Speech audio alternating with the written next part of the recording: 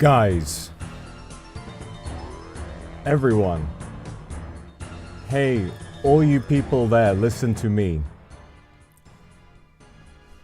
Some big news is going on today, motherfuckers. I am very overwhelmed.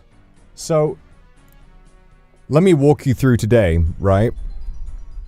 Hey, beautiful. Let me walk you through today. I was getting on with some admin stuff, some staff-related stuff. Had a meeting with Mane-san. Talked about some stuff. Then I went to go pick up a prescription. And then when I did, and then afterwards I was like, I need some food. So I stopped at a cafe. And then I check my phone. And I see this. So, for those of you who weren't here a year and a half ago, right? Those of you who were, Amogos mentioned, those of you who weren't here a while ago, the last old RuneScape League had a combat mastery system, and it was a lot of fun, but it was very simple, right? It was basically, you pick magic, you get 6 magic things you can unlock, and that's it. It's a straight line. This... I watched Double Shine open a few of them, and I was like, so this is a game now. We now, in order to learn and figure out what we're going to do with our character when we play, we are going to be able to solve riddles on here, I think. So, guys, I'm terrible at puzzles. I need you all to help me figure these riddles out so that we can help to understand exactly what kind of character we want to play when we start leagues next week. Karos, thank you very much for the super. Woohoo, indeed. So we got the regenerate. That goes for everybody. Everybody gets that. They revealed that the other day. And so what's interesting to me is you've got, okay, magic, right? Whenever your combat spells regenerate runes, magic is boosted by 1. So it's like you've got some fun stuff there. You got some fun stuff. We have regenerate ammo, 25% chance to fire a ranged echo. So it's going to be like multi-hit, like bang, bang, bang, bang, bang. And then your minimum hit increases when you... So I've seen there's some stuff about, like, if you use melee, there's like a gap. If you make if you attack with a long melee weapon, like a halberd, you will have a much better chance of dealing more damage. But also, if Nature's Reprisal comes back, you can attack with melee from range. There's a lot of interesting stuff going on. So we have some puzzles to solve, I think. Bracer, Folly, Lure, Respite, Trust. Okay, I saw this one get solved. I think it's Ale. Yes. We drink like a god or drown like a man. Yama. The fact that the league this year, this year's league is demon themed is driving me up the fucking wall.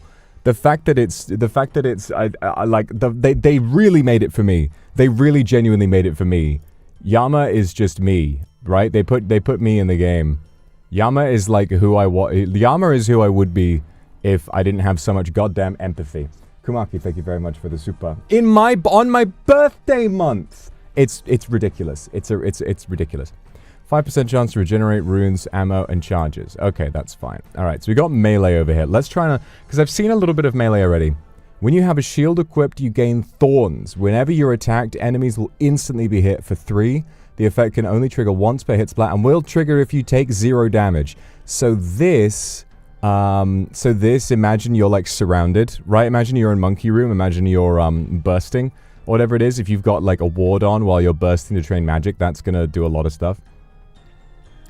Melee weapons under 1 kilogram always trigger an additional melee hit using 40% of your base max hit. So, oh my god. They have additional mechanics now based on your weapon's weight. So they have specifically heavy weapons and light weapons. So there is an actual purpose to daggers now, outside of special attacks. This is ridiculous. Yukimi, thank you so much for the super. I'm really glad to help you. Very, very glad to help. Yeah, I'm just very excited. Today is mostly for me, but I'm grateful that you guys want to come along and check this out. Okay, there we go. Now this I've seen, and this makes me want to go melee. They had better have some insano shit on ranged and magic, because otherwise this is a guarantee for what I'm going to do. Blind bag. Each melee attack with a heavy melee weapon has a something % chance to trigger a blind bag attack. Blind Bag. Automatically attack your current target with a random heavy melee weapon in your inventory as though you have equipped it, ignoring all stat requirements and attack delay. Do you realize that you could just have a God Sword, an Elder Maul, in your bag and you could be hitting twice with huge shit? You just wear a heavy weapon, some kind of heavy melee weapon, and suddenly you're just opening the bag and you're, you know, it's such a funny name for it. And it can't... Blind bag attacks can trigger additional blind bag attacks. So it's like instead of the echoes from last time where melee attacks would trigger a weak piddly little hit afterwards and those could trigger again off of each other. Now it's like, hey buddy, a full-blown attack using any weapon of your choice from your backpack can trigger other attacks. So you could have, I'm not sure if it would like chain into different weapons, but you could have like, I don't know, like imagine if an inventory filled with heavy weapons that all just start falling out of the bag. It's so fucking ridiculous. Gloves, thank you so much for the super. Thank you for the super. Melee range is doubled whilst using two-handed weapons. You know what that means? You know what that means? If you have, I think, because there are, like, I think spears, not hasti, but spears are two-handed. If you have a two-handed spear, this is, again, another time when a spear is actually a valid weapon. So now, instead of a spear having an attack range of 2, you now have an attack range of fucking 4? So you basically have a ranged attack with a melee weapon. And that also is buffed by this. So you get a higher minimum hit when you attack from far away. Mataram Ki Sindarpos. I've heard that before. What is that from? What is that? Wolflad, thank you for the super. It truly is made for you. It really is. It really is. This was what they did for me. They did this for me. Okay, hold up. Hold up. I gotta... Mataram Ki Sindarpos. It's... Hang on. I think this is a RuneScape thing. Because Sindarpos makes sense. I recognize it. Ki Sindarpos. Yeah, Gnome Glider. That's it. Mataram Ki Sindarpos. What is that? What is that? Lemantuli Undri.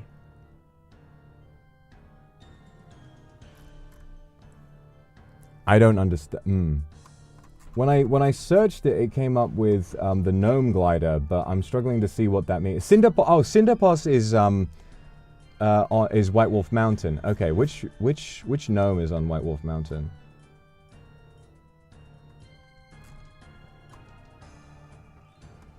Captain Bleemadge. I wonder if it's Captain Bleemadge. Oh, let's go. Okay. Okay, lock in. What do we got over here? Ayaya, thank you so much for 5 gifted. Thank you ever so much. Thank you. 15% accuracy in all combat styles. That's fine. I get it. No worries. Bones, Death Rune, Blood Rune, Raw Sword. This sounds like a drop table. This sounds like a drop table to me. Water Talisman. Water Talisman makes me think Water Fiend. No. Really lively, thank you for the super. They don't exist. Yeah. I don't know. Maybe they love me. Maybe they just love me so much.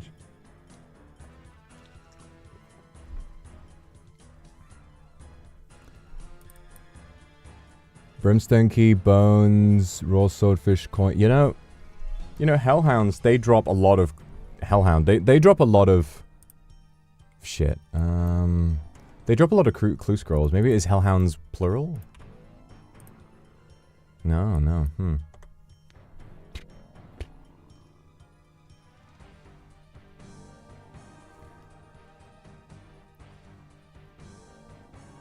I don't know. Bones, Death Rune, Blood Rune, Raw Swordfish, Coins, Water Talisman... Well, Brimstone Key means it's definitely a Slayer mob, and it doesn't have a great drop table. Like, there's not a lot there. Water Talisman. I don't know. I guess we're gonna have to do a bit of Googling, because off the top of my head, I can't remember that. Why don't we go... Okay, Water Talisman. What drops a Water Talisman? Item sources... Yeah, Water Fiend would have been my first guess. What about Water Wizard? No, they wouldn't drop Death Runes, would they? No. Frost Nagua? No, they drop lots of stuff. They drop coal, they drop all kinds of things. Brimstone Key makes me think Korend. Cave Kraken. Wizard. Brine Rat. Brine Rat? That's got a pretty long one, but... Brimstone Key... It does, like, it offers... The other drop table is just Water Talisman. What if it's Brine Rat? Nice! Okay, it's fucking Brine Rat. Let's go. Okay. And we're locked back in. Another 15% accuracy in all combat styles. Okay, so the more you progress through melee, the more of these that you get. And so by the time you unlock all of them, you'll get 45% extra. It's a fucking word search, excuse me?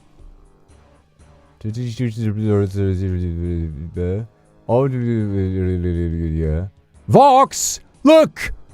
You see that? It's small, but it's right there. Look! They did do it for me! They did! Look! Look in the middle there! Look! What the fuck? They did do it for me! Oh my god. They did do it for me. What the hell? That's crazy. That's crazy.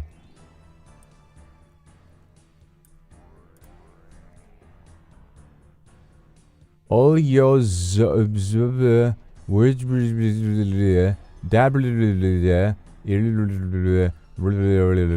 Okay, I'm just gonna stare and see if I find anything. Blister wood. Blister wood? That's the first word I've seen. Blister wood. Hit Vox. No, don't put out a hit on me. Okay, that's wrong. It's not Blisterwood, so it must be some theme or something. It's like we're playing Strands, guys. We're on the New York Times puzzle. Blisterwood. Trees, maybe? U? Oh, there's U. Okay. Y-E-W. A mahogany. Mahogany over here as well. Mahogany. Tree? Okay. Maybe it's the game's skill. Woodcutting. Woodcutting. No. Damn.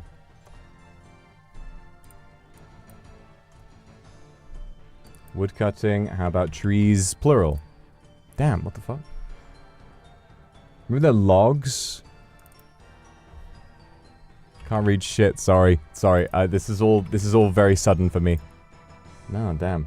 Kendra, thank you very much for the super. Thank you, thank you, thank you. I actually cannot... Wait, can I zoom in? Oh, I can a little bit. Okay, there we go. Okay, nice. Okay, that works. Logs... I don't know. I don't know. Blisterwood... Mahogany... Blisterwood tree... It's a tree, right? Tree. Tree. Wood. Just wood. The fuck? If it's not tree, it's not trees, it's not wood cutting. Bark? Axe? Like, what's the tool to deal with it? Mahogany... Blisterwood... Yeah, because blisterwood you can only chop. Like, there's nothing else to really do with a blisterwood log apart from make the flail.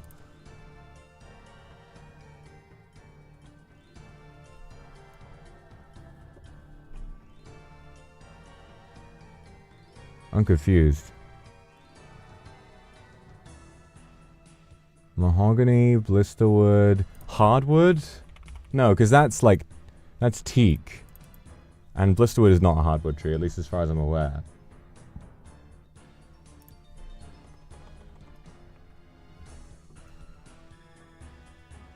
Mahogany, blisterwood.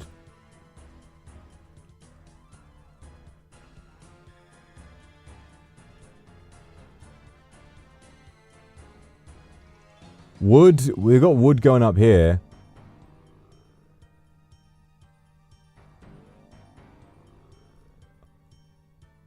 Redwood. Yeah, redwood, it's all trees. But they're saying it's wrong. I'm confused. I'm tremendously confused. I'm just gonna open it again. Like, what if I fucked it up? I know, I saw. I'm in the bloody crossword as well.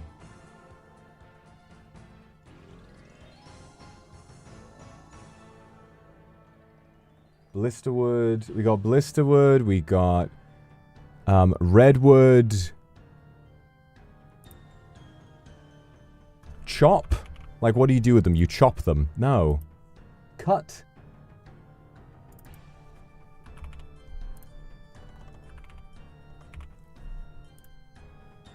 Fletch? You don't fletch Blisterwood, I don't think. Are they all trees located in the same area? They are not. Blisterwood is only in one location in the whole game. What the fuck? Chopped? Yeah, chopped. That'd be funny. What the fuck is this? Blisterwood is a tree. They're all trees. Why is tree wrong? They're all trees. Yeah, forest. No.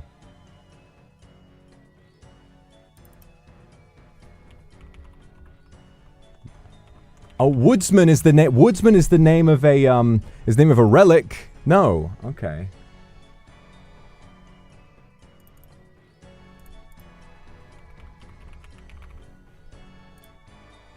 I don't know.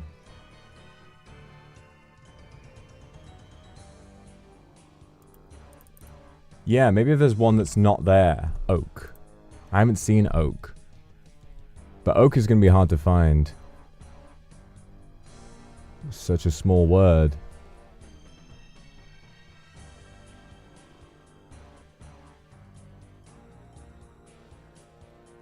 You, Blisterwood... Oh, see, again, they're different continents. Redwoods are only in Karen, and then Blisterwood is only in Mauritania. There's Rosewood. You saw it? Oh yeah, oak. It's unfair they've got them backwards. I'm just going to go through the names of tree. Willow. Maple.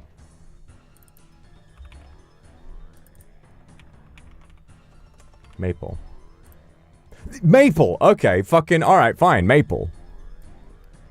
Oh my god, there's more. Oh my god, oh my fucking god, there's more! I legitimately thought this was gonna be like, you know, the whole melee tree. No, there's so much more. Are you fucking joking? Where do I begin? While you have a shield equipped, you have a 0.1% chance per defense level to reflect all damage back to the attacker. All damage? Per defense level, so at 99, that's a 9.9, basically 1 in 10 chance to reflect all damage back to the attacker. Oh my god. If you could think of a way to mitigate damage from, like, typeless stuff, imagine if you could just stand still at Warden and just watch it kill itself. That would be so crazy. Angelia, thank you for the super. Just woke up and getting ready for class. Good luck at class today, darling. Yippee! Oh, Aini, I love you too. Okay, I will see you soon. +5 permanent defense level boost, so if you get 99, now you're up to 104. Special attacks have a 20% chance to not consume any energy. That's alright. It's alright. As you know, any relic that's like chance-based is always going to feel a bit, you know, a little bit underwhelming. 15% accuracy in all combat styles. That's always nice. So you can get... Wait, this is also 15% in all combat styles. So you can get even more. Wait, this was... How many of these were accuracy-based? How many of these were accuracy-based? Was that... Did we already have these? Yeah, look, it was these three we unlocked. So 45% accuracy. What about this? 35% accuracy in all combat styles. So that's 45, 85, 35. That's 80%. 80% accuracy in all combat styles if you go this tree. That's ridiculous. Whenever you attack an enemy from 2 tiles away with any style, you restore 2% spec. So if you get a 1-tick weapon, that's 2% spec every single tick if you attack from range. And obviously melee weapons with the long range they're putting a focus on. That's really good. That is really, really, really good. Blue circle, pink claw, yellow cross, red X, green stripes. Well, red X is like a strat. Red X is a strategy. Red X is like a strat that you can use for things, but green stripes, it's like they're different patterns. Cape. Like the team capes. Team Team cape. Blue circle. Pink claw. Teams? Or just team? It sounds like something you would have. Flag, maybe? Yeah, flag might be it. Oh my god. Flag or flags? No? Yellow cross, red X. Clan Wars? I don't know. I haven't played Clan Wars. I don't PvP, so I don't know. Skill cape? I don't know if cape of accomplishment. I mean, blue circle. I don't know what on a skill cape. There's no pink claw on a skill cape. There are no pink capes from what I know. There's shapes. Well, I know that. Shapes. Shapes. Yay.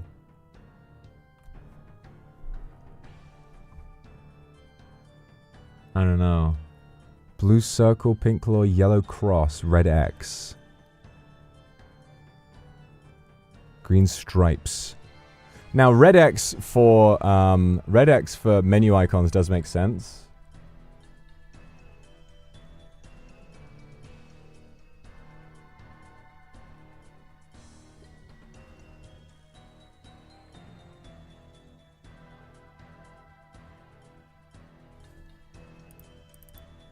Shapes and colors, like a kaleidoscope, yellow cross.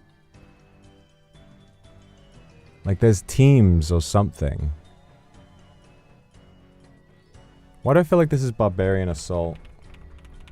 Like the different roles. No.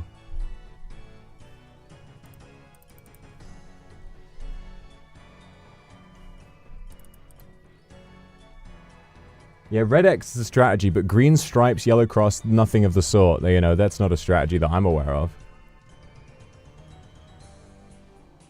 Pink claw.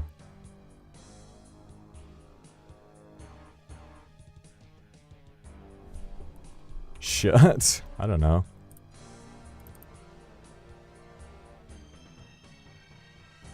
Describing a character, I mean, there would be a very multicolored character if that were the case.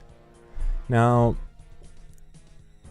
who sells the team capes? Is it Thurgo? No, not Thurgo. What's his name? Purdue, that's it. Purdue. Thurgo's the smithing guy. Red berry pies. Purdue. It's not Purdue.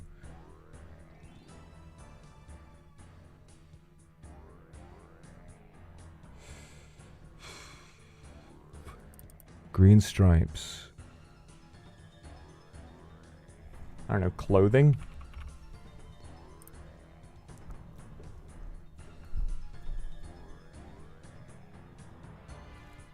I'm stumped on this one. I'm really stumped on this one. Wonder if the RuneScape subreddit has anything. I don't know. Because we got a lot to get through, and some of these are going to be fucking hard.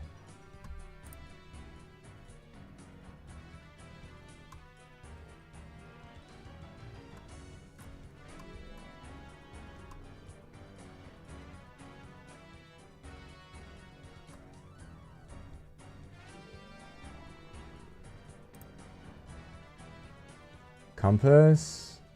Floor markers? What is this? Like a RuneScape minigame? This is basically, the new RuneScape League is coming out in about a week, and the combat mastery system has all dropped at once, but you need to solve a riddle to know what it is. So we're trying to figure out all the riddles to unlock all the different information, so then we can figure out what we want to do when we actually play the league. It's very cool. This is way more detailed than anything they've done before for this kind of an event.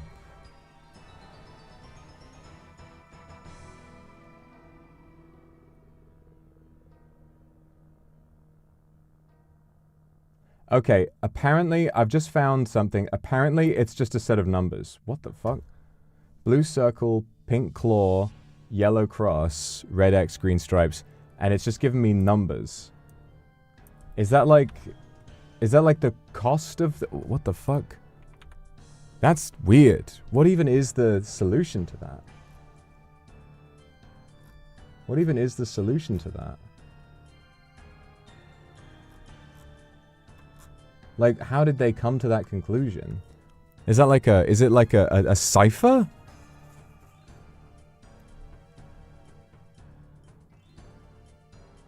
I don't understand. I need to know, like, what the... How the fuck did anyone arrive at that conclusion?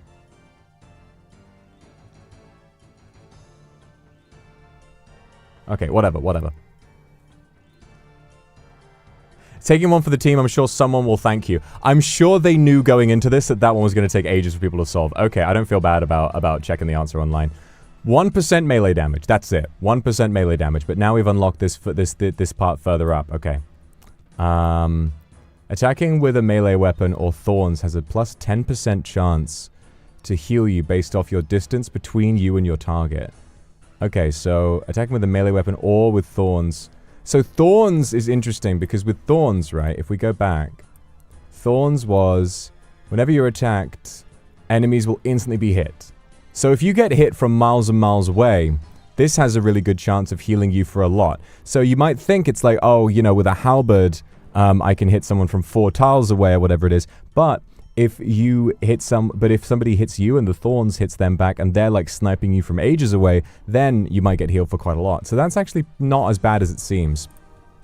When hitting a target with a two-handed, you have a 5% chance to trigger a ranged echo. Oh, so ranged gets the echo system, but so does melee as well. Raw lobster. Cook the raw lobster.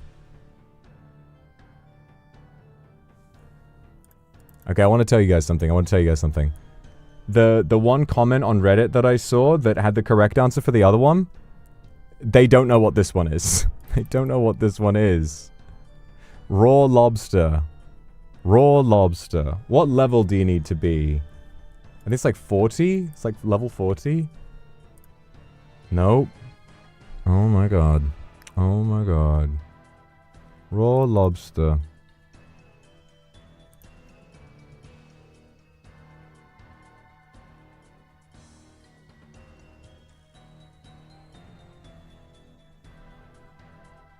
Raw lobster. Like that. I feel like this is going to be another cipher or something. Is this an anagram? War.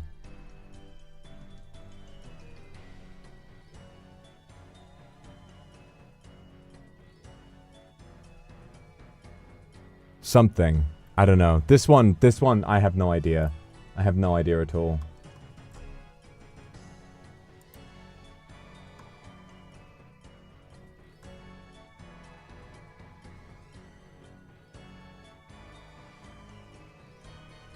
Well, if we think about it, like, maybe it's 2 words of the same size, right? Raw. So what could be 3 letters here? The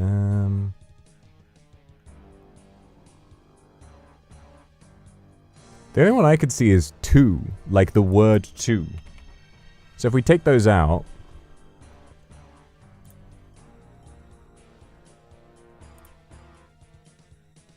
It's 2, and then if we take those out, R-A-L-B-S-E-R.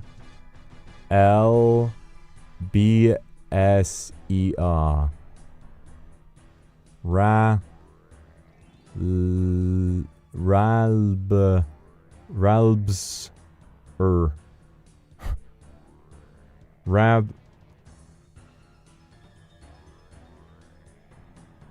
S.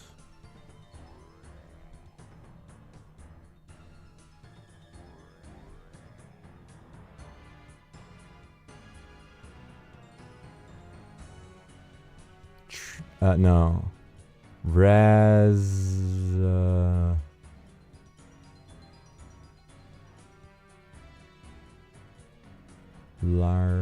Barrel?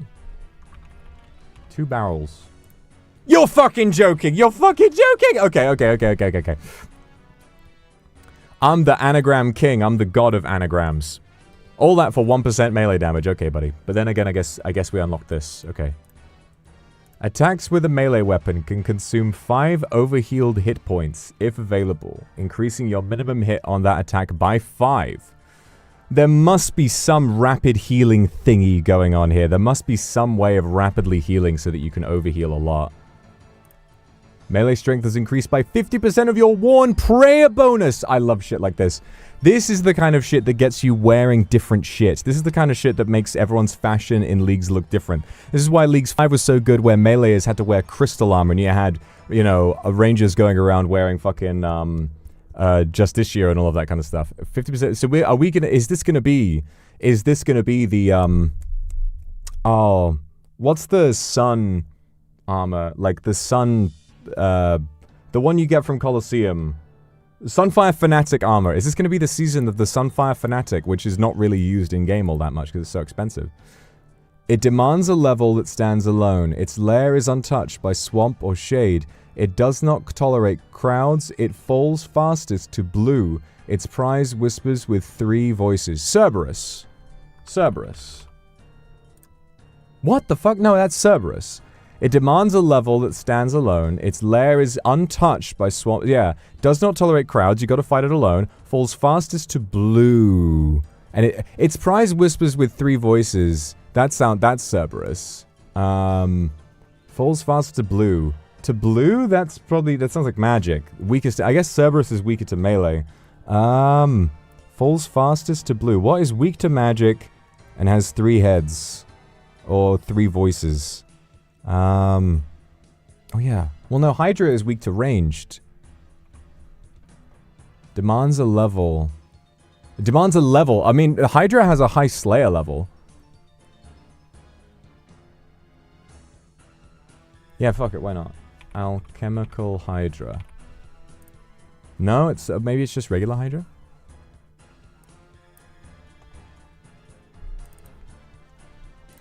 No, it's not Hydra. That's a good guess, though. That's a really good guess. Now, Vorkath definitely doesn't fall fastest to blue, and it doesn't speak with 3. Its prize whispers with 3 voices. Its prize. Its prize. Is that the loot? I mean, that's what another thing that made me say Cerberus, because you got the 3 different crystals. Its prize whispers with 3 voices.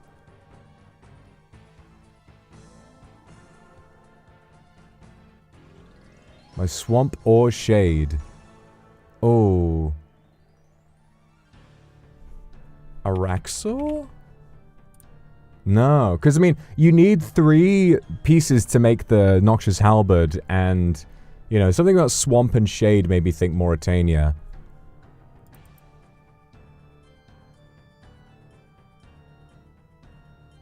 Falls fastest. Oh, Verzik? Damn. Whisperer? I mean, I don't know about the Whisperer's prize with... Whisperer would make sense, because its lair is untouched by swamp or shade. I mean, there's plenty of shade down there, I think. It does not tolerate... And it does fall fast to magic, but what about the 3 voices? No, it's not Whisperer. I guess the Whisperer?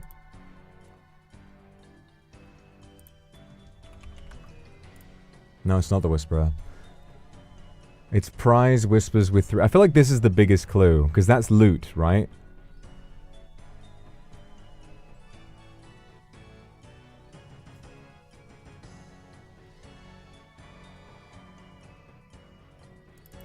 I don't know,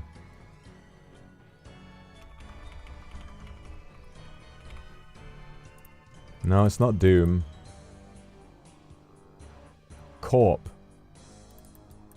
It could be Corporeal Beast, actually. It could be. Falls fastest to blue. I mean, I'm not really... I mean, you get the 3 different sigils. No, it's not... It's not Corp. Weird. Its prize whispers with 3 voices. Oh, I mean, they don't really fall fast to blue. Tormented Demon? No. Because you got the synapse that, you know, can turn into 3 different weapons. Falls fastest to blue. I don't know. I really don't know on this one. I really don't know.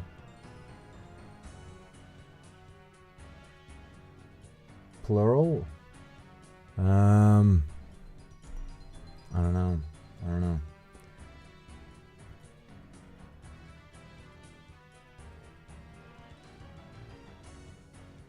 Maybe it's Yama. Maybe it's fucking Yama. No. Oh yeah, the Brimstone Ring. That's, well, that's Hydra. We already guessed Hydra, didn't we? Moons of Peril? Well, they don't fall fast to blue. They're melee. And they do tolerate crowds. Like, that you can fight the moons with lots of people.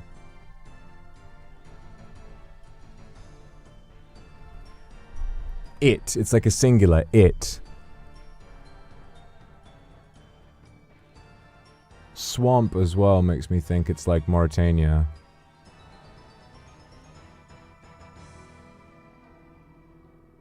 Prize whispers with 3 voices. Falls fast. Falls fast to blue makes me think magic weakness. Falls fast to blue.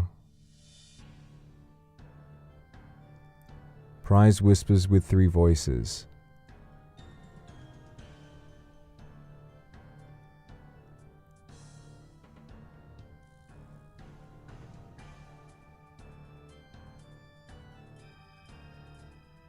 No, I don't know.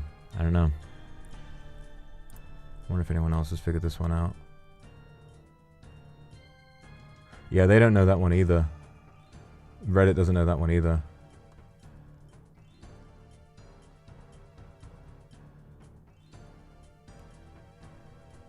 Kraken?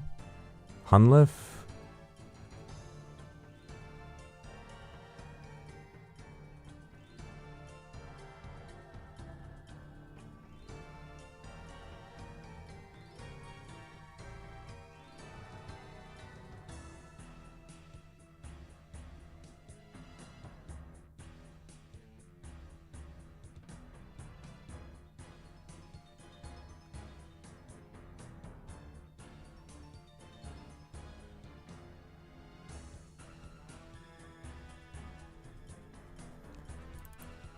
I mean, it demands a level that makes me think Slayer, and it's funny because I feel like the Hydra would fit this quite well. Let me try Thermonuclear Smoke Devil. No, it's not. Maybe it's just a regular Smoke Devil? No.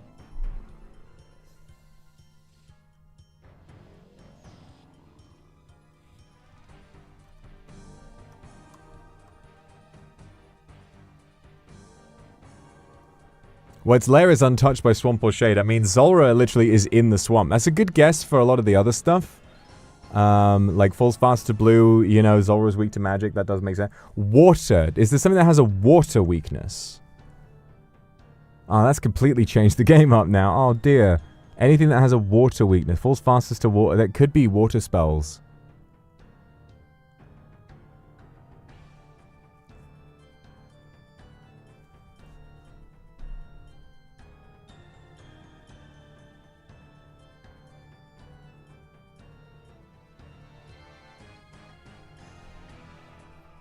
I don't know.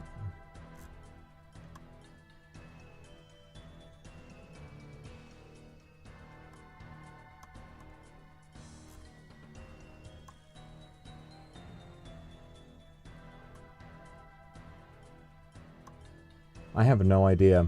I have absolutely no idea.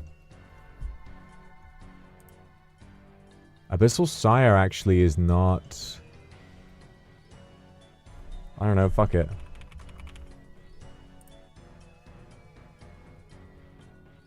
Yeah, I thought it was Tormented Demons as well.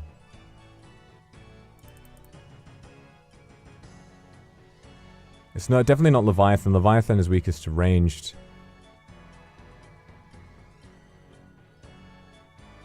Yeah, we can come back to it later. Oh, what the fuck is this supposed to be?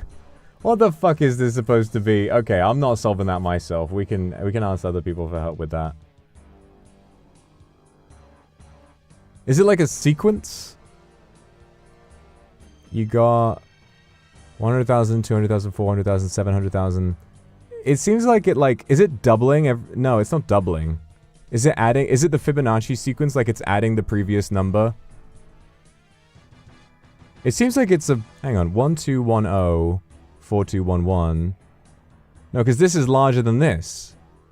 It seems like a Fibonacci sequence to me.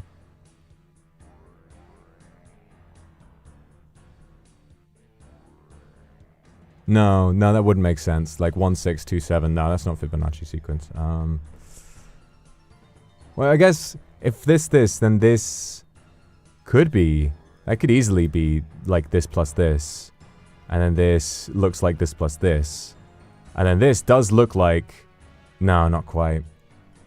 7 plus 4, 3, yeah. Well, no, I think this is that plus that, so, but then what is this? Like, this isn't that plus that. Unless I'm counting it wrong.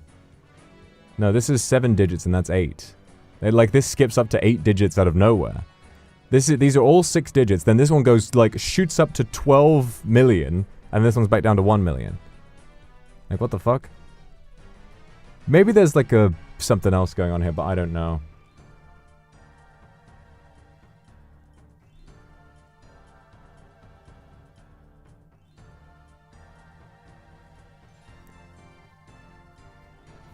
They're saying it's 738627, which is just one of the numbers on there. What the fuck? Okay, I'm not gonna bother with that one. Yeah, Fibonacci would be a lot more obvious. Okay, well that's fine. 1% melee damage. Okay, that's what you get for that. Attack him with a melee weapon or with thorns has a 10% chance to heal you based off the distance between you and your target. We already had that one. Melee weapons under 1 kilogram or one-handed increase your melee strength by 20% of your strength level. So at 99 strength, that is like 99 strength at 20%. Yeah, that's like a little bit under an extra 20 strength level. So that's pretty cool. You know, you get a lot of extra attack bonus. God, this fucking one. This one. Its prize. Falls fastest to blue. No, I don't know. Okay, well, there's this one down here. What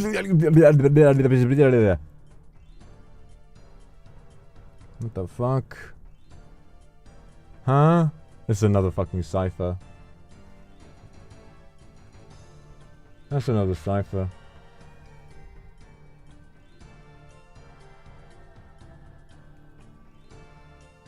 You think you know? Wait.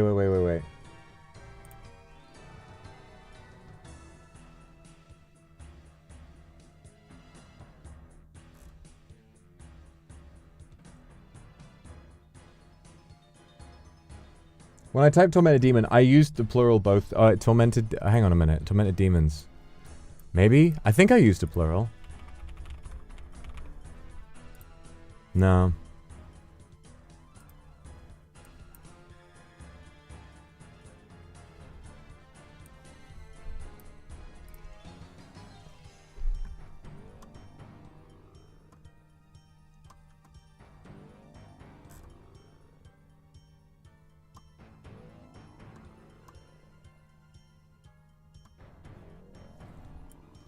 I don't know.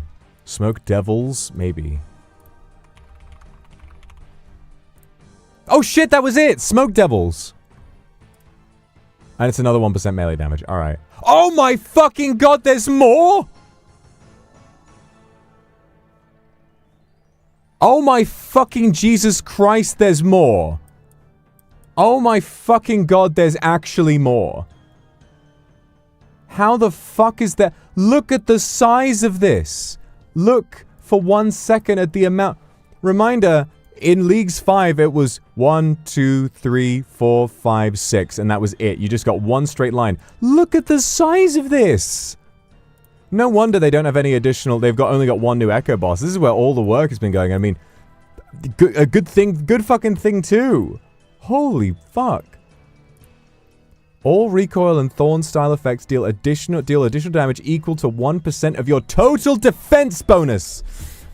Guys, I think the door might be back. I think the door build might actually be back. And the thing about, okay, so what you guys need to know, if you haven't played RuneScape, there's a weapon called Din's Bulwark, which is a two-handed shield, and it's supposed to be just pure tankiness. It doesn't do much damage. It's got some niche uses, but in Leagues 4, the melee relic gave you, because they had no combat masteries then, it was just relics like with everything else, the melee relic increased your strength based on your defense, so it was really, really powerful. I grinded for that shield for days, and I didn't get it, and I never got to try the melee build, and it haunts me to this day. If the Din's Bulwark build is back, that is absolutely what we're going to do. I have to heal that part of my soul.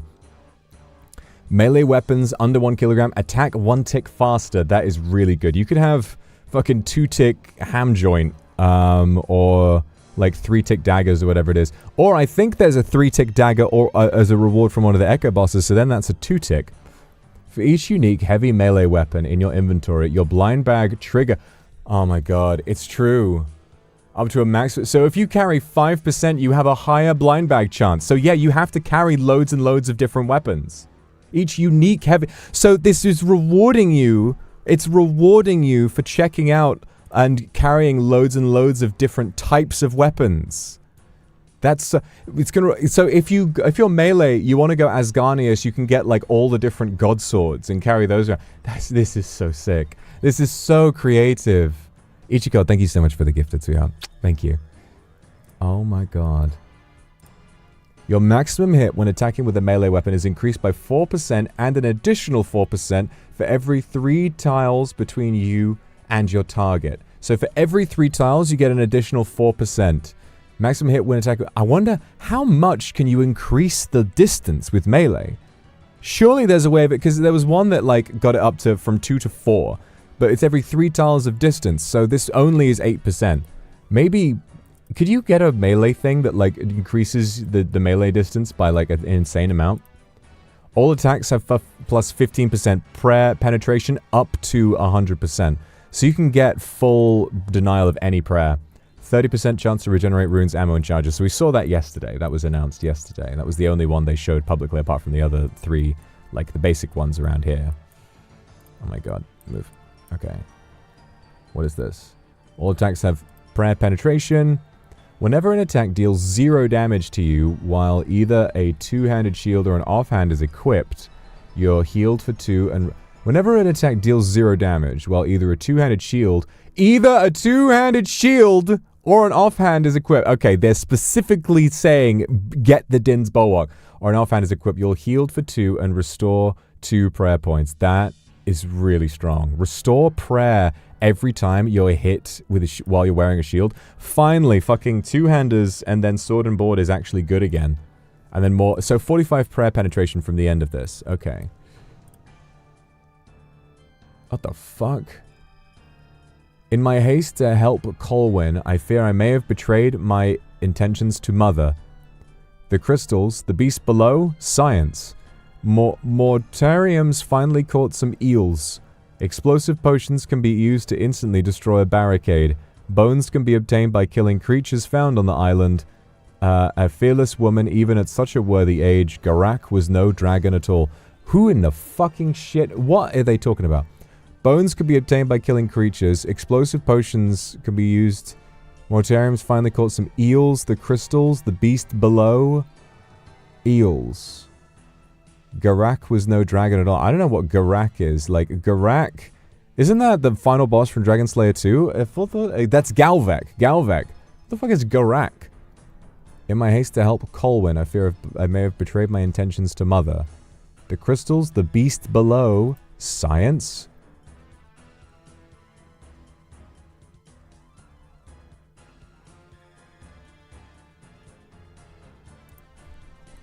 Monkey Madness 2. No. I thought Monkey Madness 2 because of, like, the beast below, like the demonic gorillas, but the crystals, that sounds like Tyrannwyn. And then, yeah, Monkey Madness 2, help Colwyn. Colwyn sounds like an elf name. Betrayed my intentions to Mother. This has got to be about a quest. This has to be about a quest.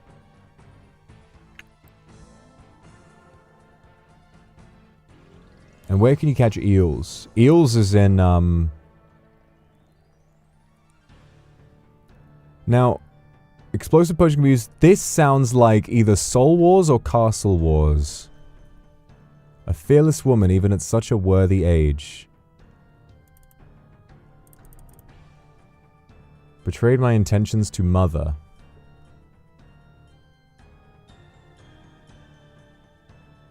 The crystals, the beast below, science. Why do I feel like this is all kind of near Kandarin? No. This is very, very cryptic. This is tough. I feel like this is either as simple, like it's giving you a quest.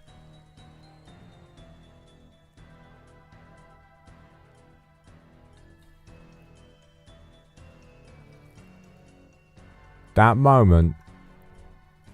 Explosive potions could be used to instantly destroy, but Isle of Souls.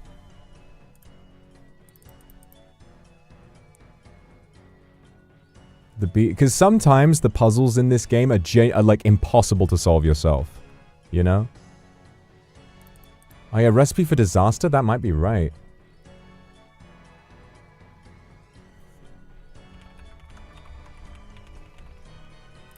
No.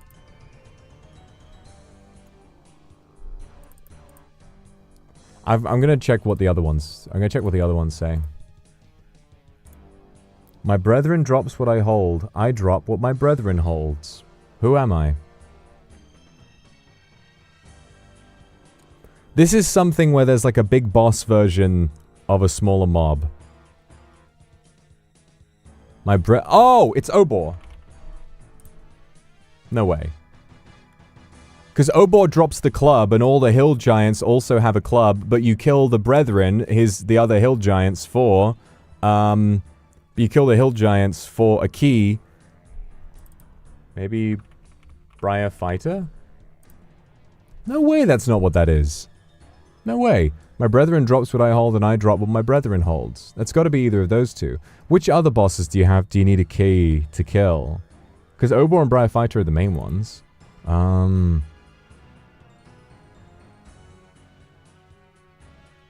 What I hold in my hand. I don't know, Skitizo?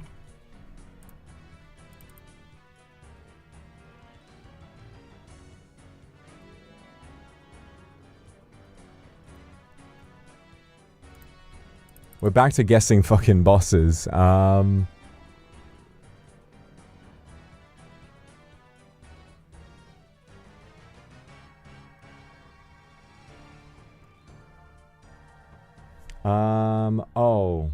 What are the two giants called? Oh, sorry, that's two giants. Royal Titans. Maybe it's the Royal Titans. No.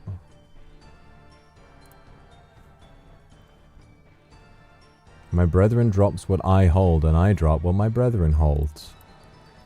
I feel like I really cooked with Obor on that one, but it's not right. That's annoying. Oh my god, more numbers. 39, 38, 39, 32, 34, 38, 31, 38, 40, 39, 36, and then 34 is bold. I have no fucking clue. I have no clue.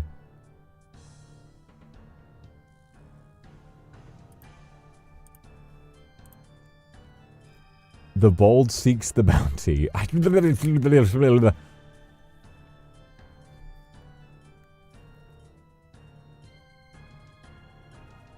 Just try 34. Yeah, just put fucking 34 in again. It's like, oh, okay, why not?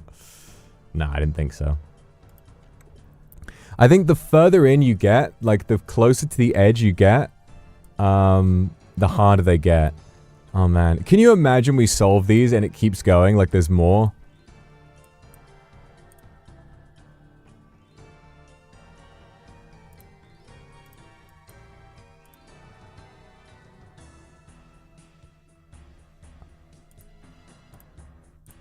H is A. Yeah, it's a cipher. Oh, maybe the bold seeks the bounty is the key. Hang on. Cryptogram. solver. If we put this into a cryptogram solver, hang on. Okay, this is the text decode. This.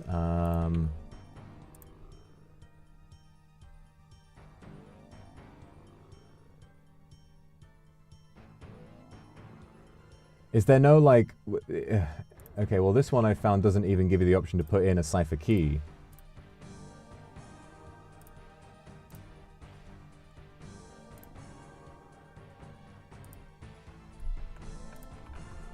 Alright, put that in, and then the bold seeks the bounty.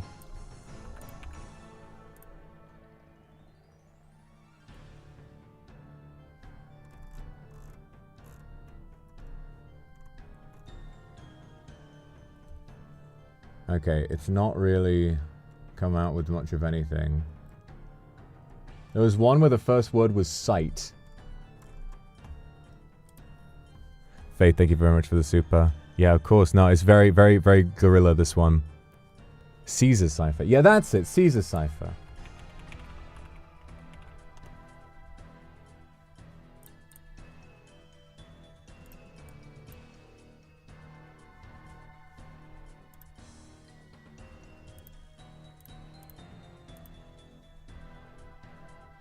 No, the shift, the bold seeks the bounty. Maybe it's 5, like the shift number.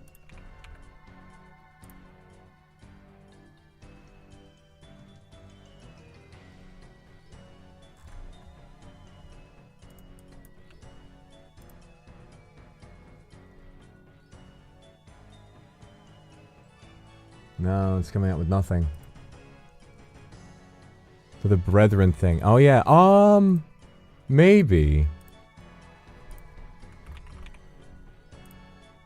My brethren drops what I hold and I drop what my brethren holds. I guess you kill all 3. No, because if my brethren drops what I hold, it wouldn't be the Moons of Peril, surely not.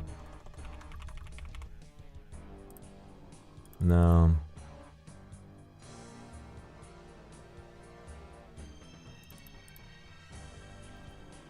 The shift is either 1 or 8, you say? They only drop what they themselves hold.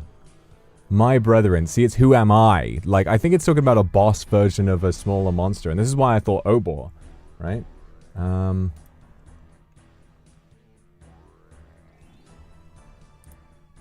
I really want to solve the rest of these, but I think we should... What is this? No idea. Alright, why don't we try this one? Warm blood runs beneath my coat. A cautious clan once tilled the land until one slipped by a steady hand. One word unites man and cattle. I think we solve that.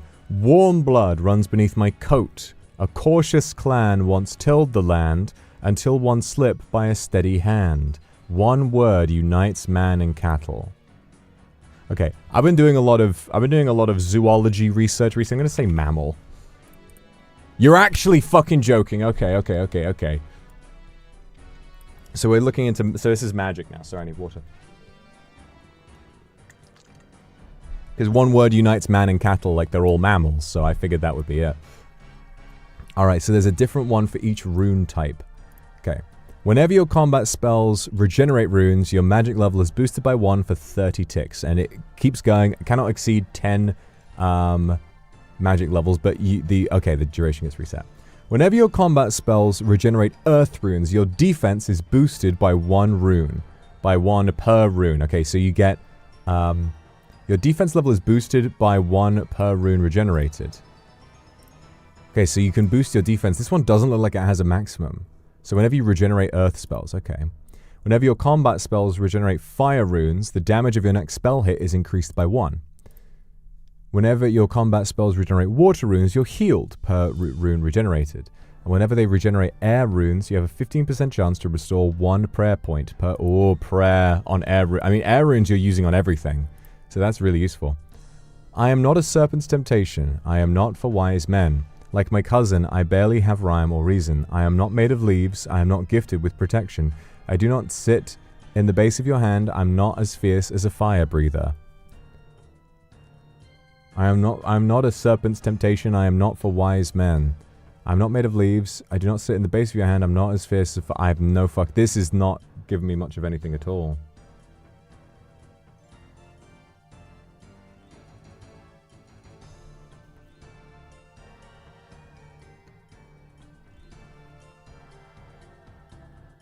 Okay, let's try and see what the other ones are. So that's that one. While seen flying on banners and through imaginations galore, the mention of such a thing is but mere myth. Dragons? Dragon? Dragon plural? Dragons? No? On top of the I don't know. I don't know. Maybe that's an error. I mean, this whole thing is so impressive. It wouldn't surprise me that there was like 1 or 2 accidental mistakes knocking around. Garmulno Foltaglo. Ah, good to see you too, friend. This seems like a kind of...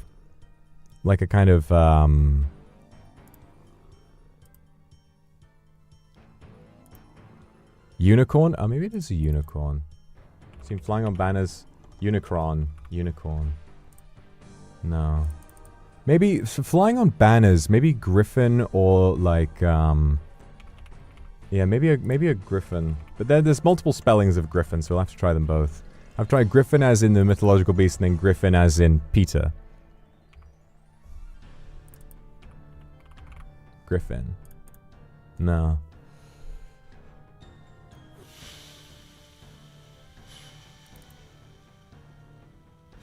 Chimera? No. That is true, actually. That is true, because in RuneScape, horses don't exist, and they're like literally a mythological creature in RuneScape that don't actually exist, but unicorns do. Okay, maybe I'll try the singular. If it was horse, that would be so funny. It is a fucking horse! It is a horse! Well done, well done. I was thinking in terms of the real world, not in terms of the RuneScape world. 15% accuracy in all combat styles for this one as well. Garmulno Foltaglo. Okay, for these crazy ones, I'm just going to see if I can find the answer online, because this is like a community effort, right? Everybody online is trying to solve these at the same time. Okay, so it says the answer for this one is Skitizo. So we actually guessed Skitizo for a different one, which is nice. Okay, so what's this? That's another 15% accuracy in all combat styles. And then this one, I am not a serpent's temptation. It says that this one is papaya. I don't understand how that's papaya. And now we get all the more magic, all the more stuff. And it starts linking and linking. And there's another one over here too. Healing with demonic pacts overheals you up to 30% of your base hit points. There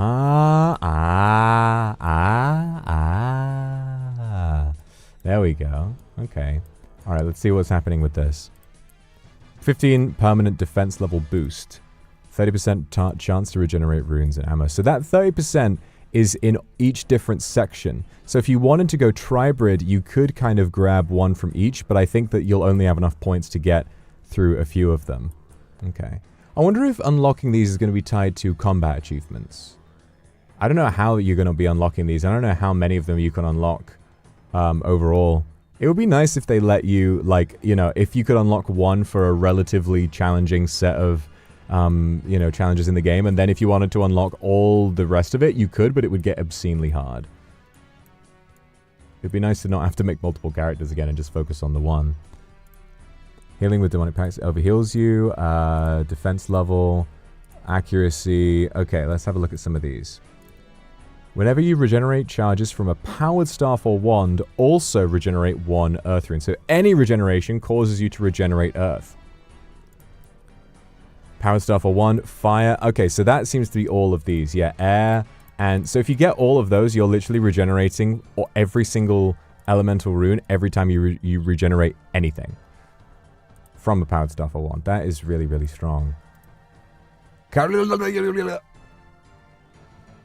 What the hell?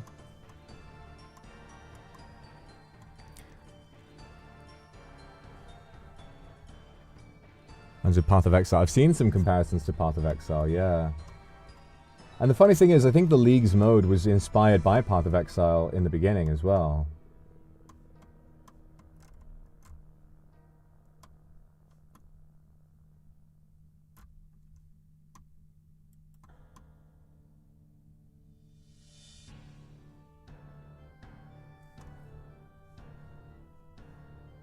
Ka, Ard, Vare, Kare, Ard, More, Desh, Kare. Well, Ard makes me think Ardoin, like Valamor, Kandarin, Kare, Mauritania, but then again, what is Desh? I don't know. These number ones are a little too complicated for little me. Shadow Warrior, Dust Devil, Giant Mole, Chaos Dwarf, Marble Gargoyle, Locust Rider, Ferocious Barbarian Spirit, and Young Impling. Is this sort of a location that they all appear in? Marble Gargoyle. Shadow Warrior. Well, Marble Gargoyles and Dust Devils don't appear in the same place, nor did the Giant Mole. Is there something they all drop? Let me see. There's probably some type of rune, but Young Impling. Well, Young Impling's Young Impling.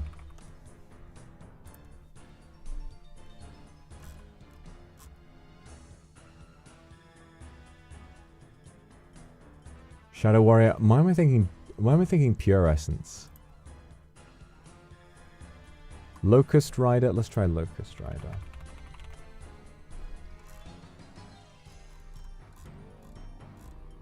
They do not drop Pure Essence, so it's not that.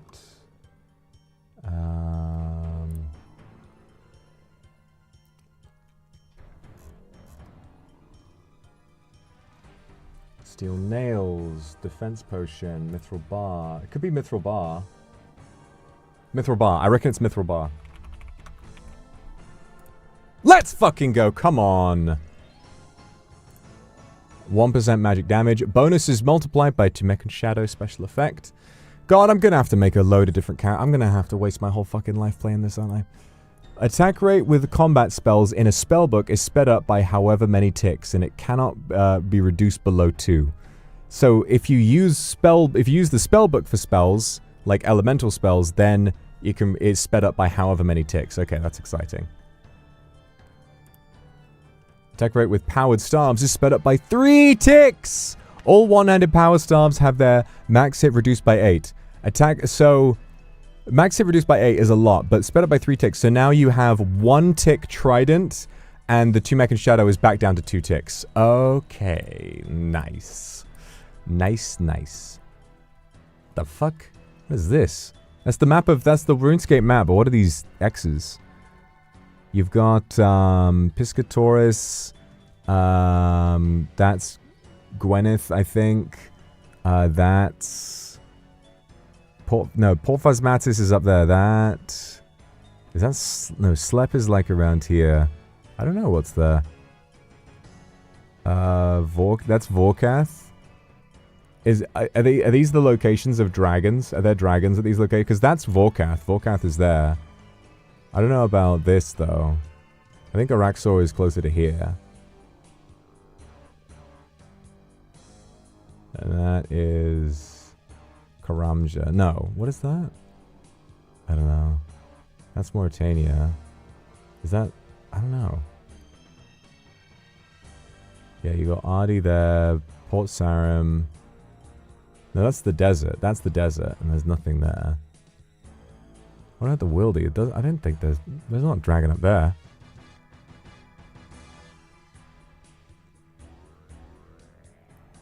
Hang on. Let me look on the map.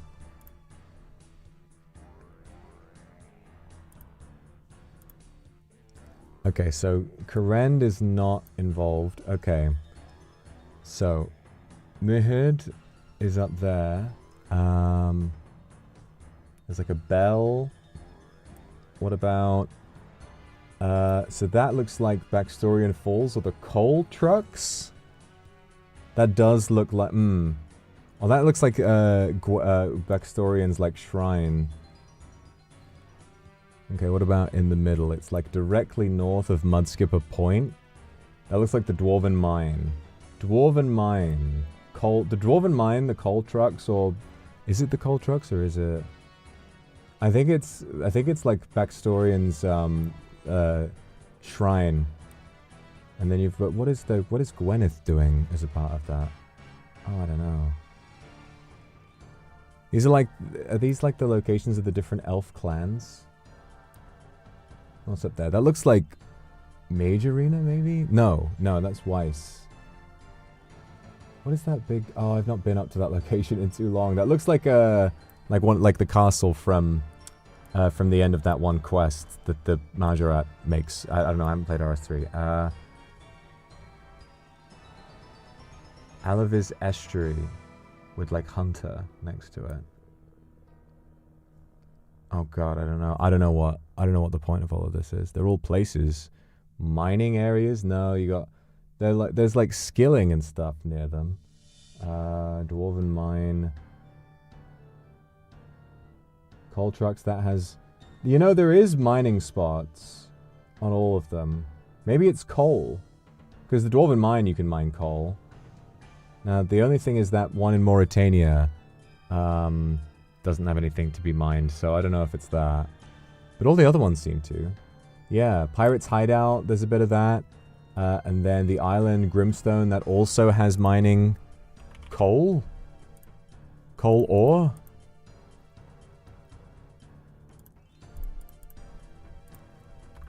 Coal ore.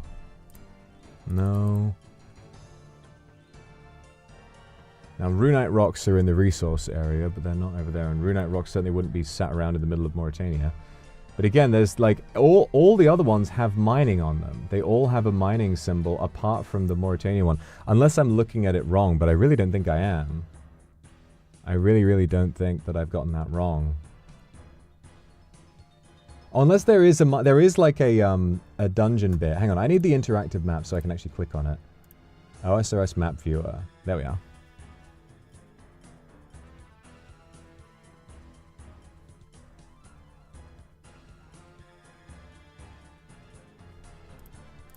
Okay, world map. Alright, let's have a look. Oh, that's Araxor's lair.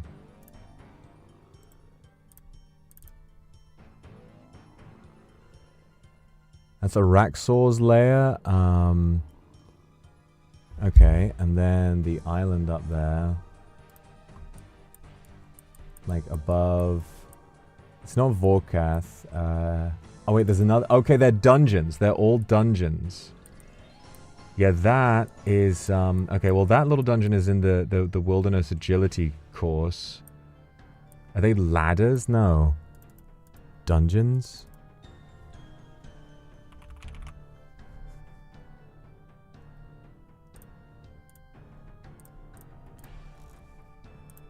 No. This is very confusing. What about the one in Gwyneth? Is there a dungeon there? I don't think there is.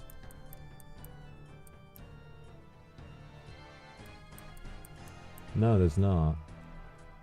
The fuck?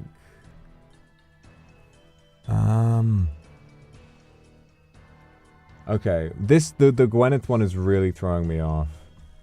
Well, I think there's only gold. Is it gold? Coal is the only one they have in common, and we already checked that. Coal rock.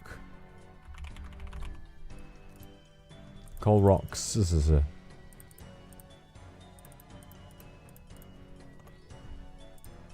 No.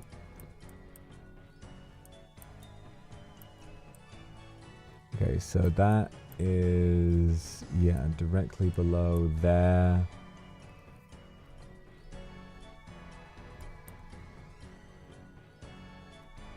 Am I looking at that wrong? No, it is there. And then down a bit.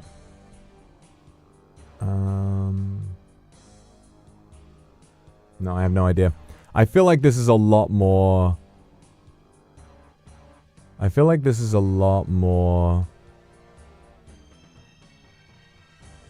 a lot more complicated than I think I'm thinking it is. There must be something about this that's like... Oh, all the place names, like you put the code together, Like, each one of them becomes a number, and there's a cipher, and then you decipher the cipher, and it's like, oh, man.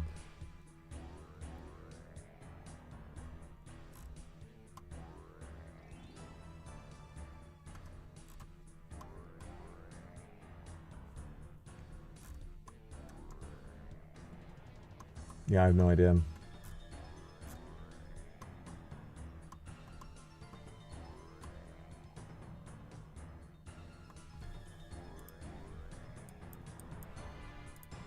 Okay, that's that. What's the other one? It's another bloody scrambled one. Oh, for God's sake. These puzzles. For God's sake.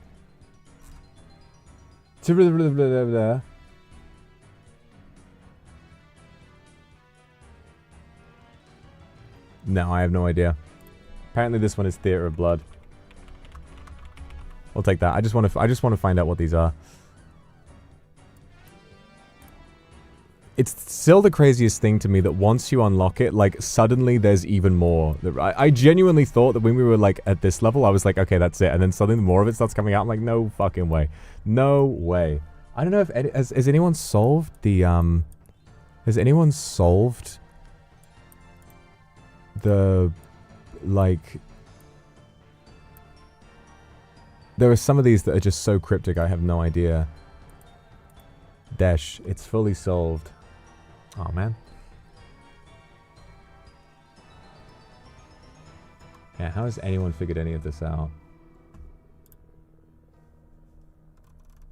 I'm going to try and solve as many of them as I can, but there are some of these that are just not going to be doable with just us.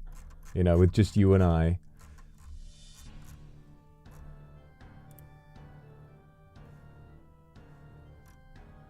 Okay, okay, so there's a Reddit comment that has been solved. Okay. Okay, I don't want to see the whole shape. I don't want to see what it all looks like. Let's just try and go through one by one.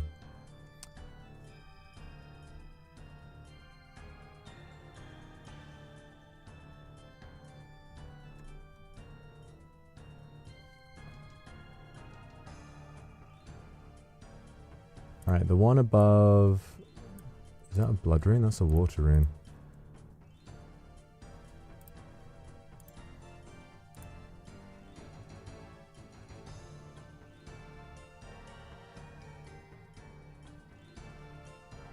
Oh, the Ring of Visibility.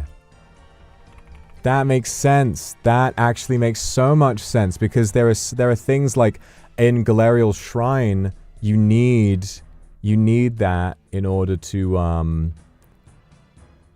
in Galerial's Shrine you need that in order to access the thing. And I'm not familiar with what you use them for in the other locations. I think one of them there's like a certain dungeon or something like that. That's really, really interesting. That's really interesting. What is that?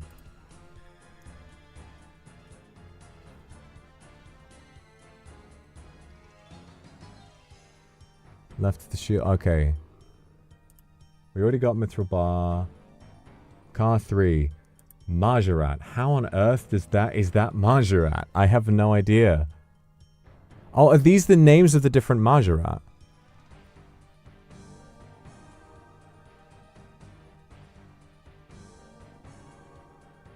Are these like, you have the different Majorat and then maybe this is like something about the location?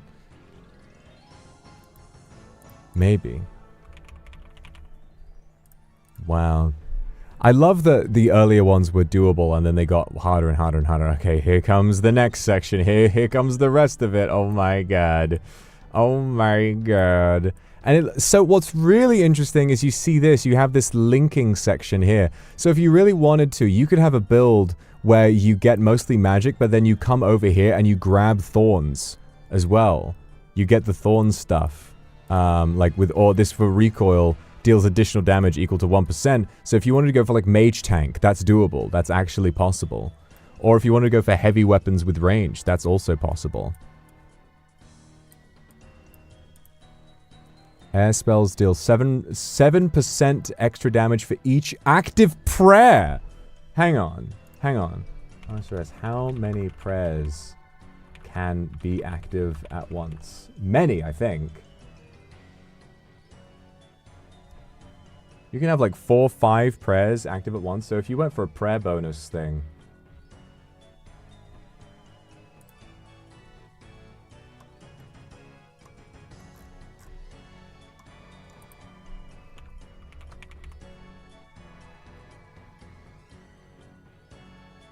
So, Rapid Restore, Rapid Heal, Protect Item, and Preserve. Those can all be activated at any time, regardless of what else is equipped. So, and then you can activate Defense Boost, Offense Boost, Overhead. You know what this is? This rewards not having Piety or Rigor, right? This rewards you for not having Piety or Rigor, because if you go out of your way to unlock those, either by unlocking Korend and doing Chambers of Xeric, or if you unlock the Grimoire, what that means is that you then, for this one, you could have 3 prayers active at once, but then you would be losing out on your other prayers. So it might be better to choose, if you're going magic, it might be better to choose something else. So you can have an overhead, you can have the 3 offense boosting prayers, so that's 1, 2, 3, 4. You can have 8 active, so 7 times 8 is 63, 54%. Air spells deal 54% extra damage at maximum. That is really crazy. Water spells deal increased damage the higher health percentage you have. So at 100% health, you're dealing 20% extra damage with water. Fire spell casts burn up to 6% of your maximum hit points to increase your damage dealt by double the amount burned, and it cannot kill you. So fire is like a sort of suicide, like, you know, glass cannon type build. Earth spell hits reduce the enemy's defense and magic defense levels by 2. So you don't even need a defense reducing thing. You don't even need like a BGS or any kind of spec weapon like that at all. Oh my god. Oh my god, guys. Alright, what about this one? 6 coins times 2, 2 coins times 6, and 17 coins times 3. 6 coins. Is this something you buy for these? 6 coins times 2 times 6 times 3. Like, it's hardly just going to be maths. It's like something coins. So 12 coins plus 12 coins plus 12 coins. 24 coins, 17, that's 34, 34, and then 51. 51 coins plus 24 is 75. 75 coins. No, I didn't think so. I didn't think so. It's got to be that there's some item. It's got to be that there's some item.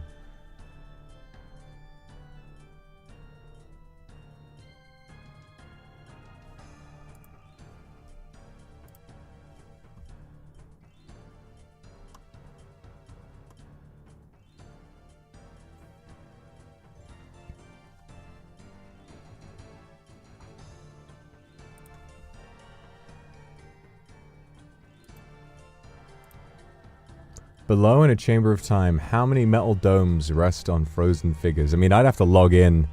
In a chamber of time, how many metal domes rest on frozen figures? Apparently the answer is 27. 27. Plus 1% magic damage. Okay, we're almost there. We're almost there. Oh, okay, fuck off. They're making us do actual fucking algebra. Alright, bro. Okay.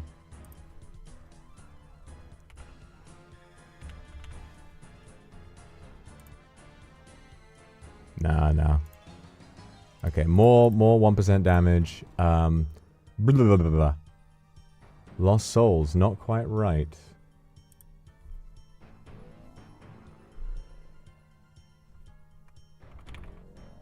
It says player spoofs?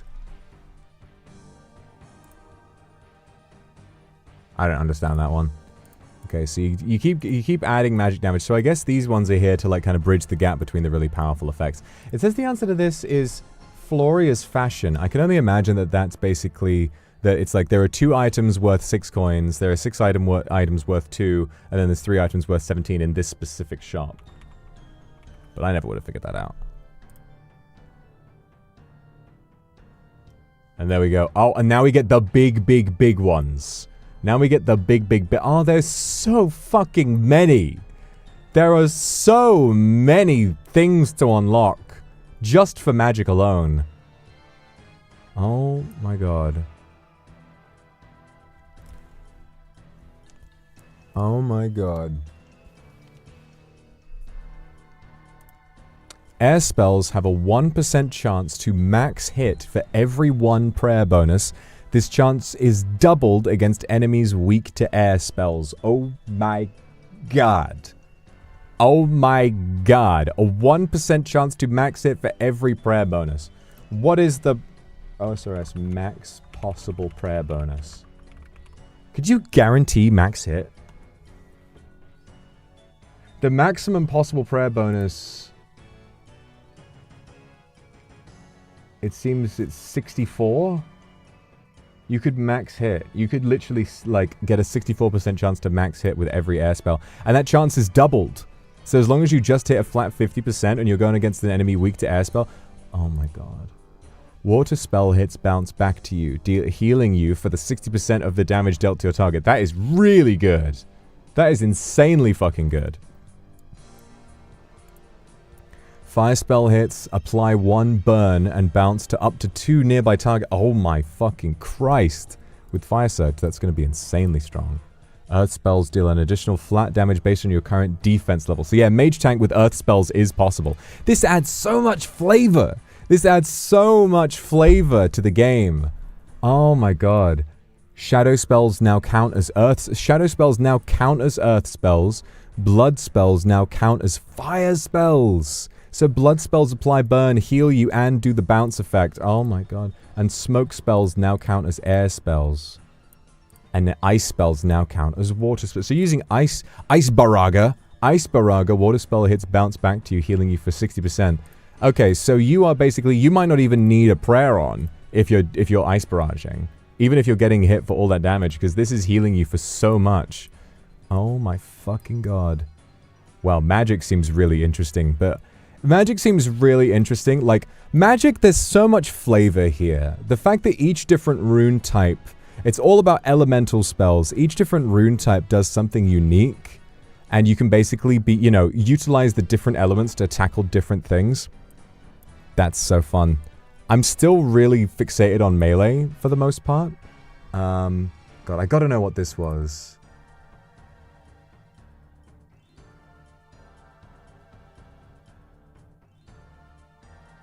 In my haste to help. Okay, it's a number. The answer to this is a fucking number.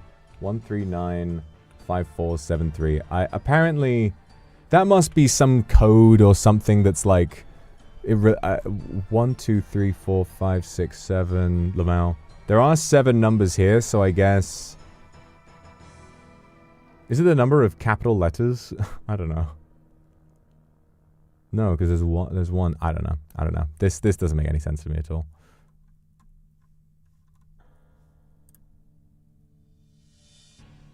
Okay. My brethren drops what I hold. What was that?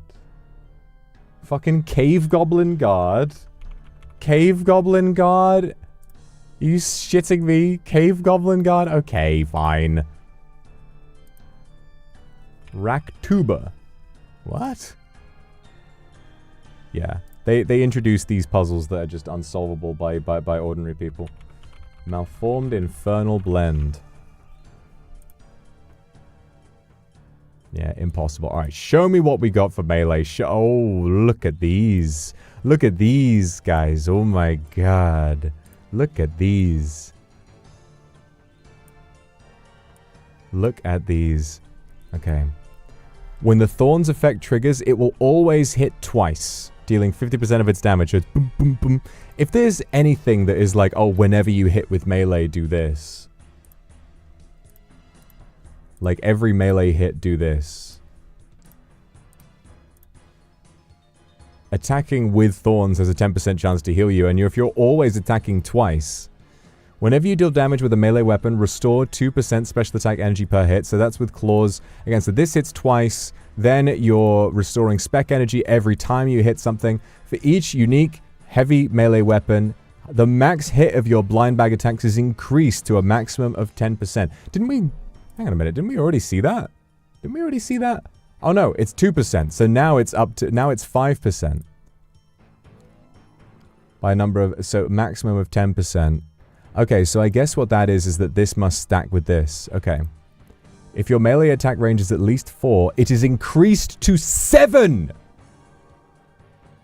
All halberds slower than 5 tick have their attack rate set to 5 ticks. Okay, so you now have a 7-tile range halberd, and, as well, if it's 5 ticks, then melee is 3 ticks. So you have a 2-tick, 7-tile range weapon. That is absurd. That is absolutely fucking silly. Prayer regeneration. While protection prayers are not active, you restore 1 prayer point every 15 ticks. This is sped up by 1 tick for every 7 worn prayer bonus you have. So if you're not using a protection player, you're constant. So basically, if you ever forget your prayer pot, you can just wait around for a while to get it all back. Okay.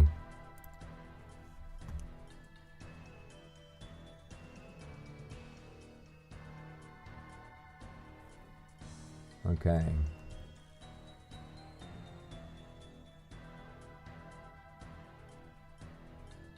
But I can't figure out where this is. I can't figure out which one this is. Like, there's a list of them.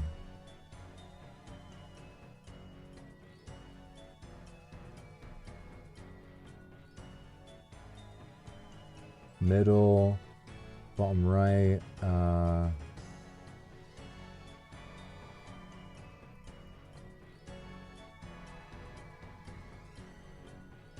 that's the real riddle, is where is this one on the list?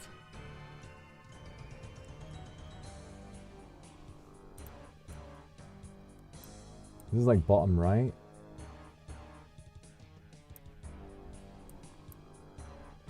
I don't know.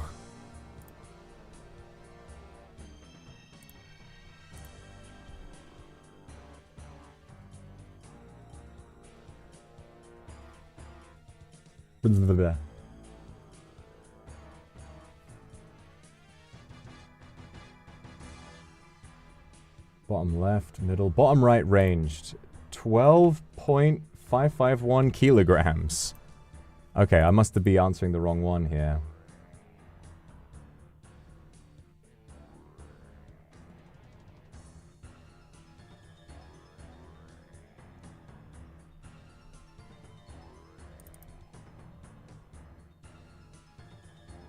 I don't see this one. Akuma, thank you for the super. I feel very excited. It's a good night for me. I'm glad it's been a good night. It's been definitely been a really, really good day for me seeing all of this. It's very exciting for me, for my silly self, for my stupid self. Okay, wait. TC, DSV, TV. Wait. T, GV, MMO. What the fuck? I'm confused.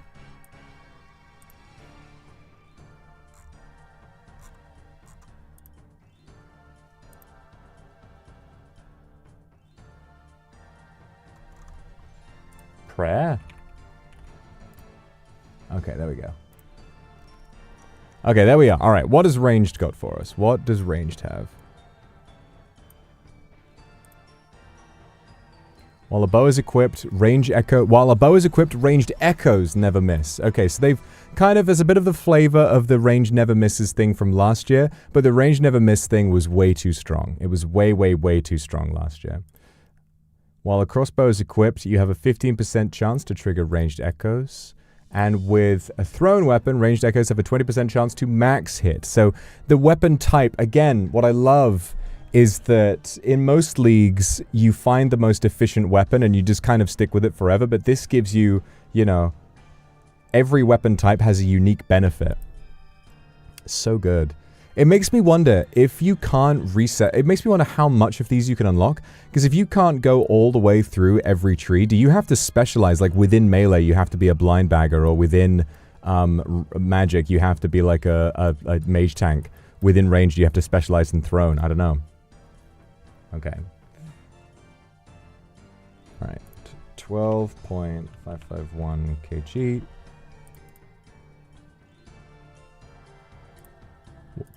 Permanent defense level boosts. What the fuck? Dragon Scimitar? Seriously? Take a bow, you can read. I can't read that shit. Darrock stands immediately between Torag and Guthan. Blah, blah, blah, blah, blah. What order are they in? A, G, D, T, V, K. Don't cheat on that one. What do you mean don't? What do you mean don't cheat on that shit? What do you mean don't cheat on fucking incomprehensible symbols, you fucking weirdo? It was so easy. Shut the fuck up. It's nonsense. It is nonsense. Gee, Dragon Scimitar? It's nonsense. Shut the fuck up.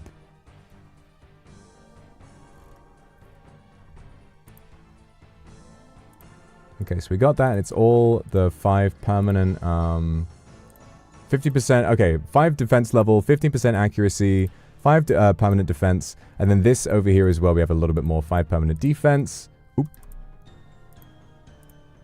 Healing with demonic packs, we got all of this, so it's like a lot of standardized stuff to make sure that you all get the same thing. 30% chance to regenerate runes, okay, cool.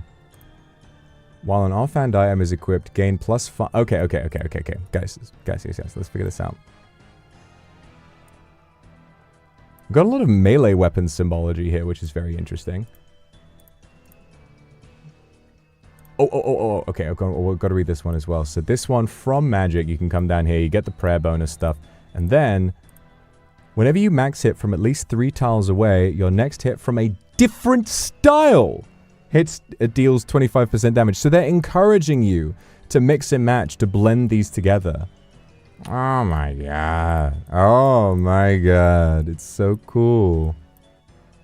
You have a 5% chance per attack in any style to roll max accuracy. This is increased by 5% for each tile distance between you and your target. To roll 5%, so for each tile, so let's say you got that melee, that's a 35% chance to roll max accuracy and, like, I guess guaranteed hit unless you physically cannot hit them. Okay. 30% chance to regenerate runes. Okay, sure. Accuracy in all combat styles. While an offhand item is equipped, gain 5 melee strength, 5 range strength, and 2 magic damage. Is going ranged, like, is this the like, the Tribrid, like, using all of them style, maybe? Find 2 of me in the sun, drink me and risk a reward. Although I can be drank from, my contents cannot be carried. 2 of me in the sun. Drink me and risk a... This sounds like the sailing stuff. This sounds like the sailing stuff. What was it called? What was this, like the liquor, or whatever it is? Oh, apparently it's a bird bath. That's funny. That's funny. I never would have guessed that. That's really funny. Okay. 1 range damage. Okay, whatever. Foe, redacted, deceased. Ablenkian? The fuck is that? I'd love to go back and see, like, what the actual solutions to some of these were, because this is nonsense to me.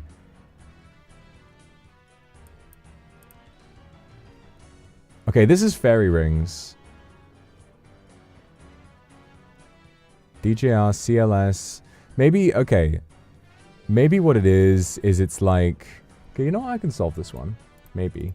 Maybe what it is it's like the map of, if we get all the fairy rings... OSRS fairy ring list. Okay, so let's have a look.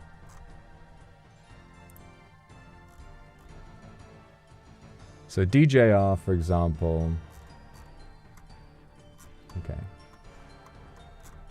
DJR is the Chasm of Fire. Okay.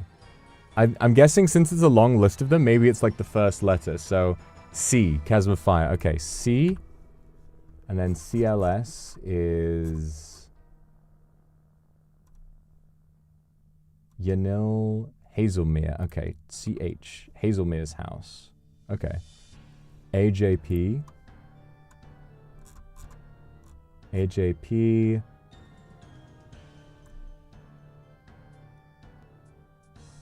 Avium Savannah. Okay. Chaos. Chaos. ALR. Abyssal area.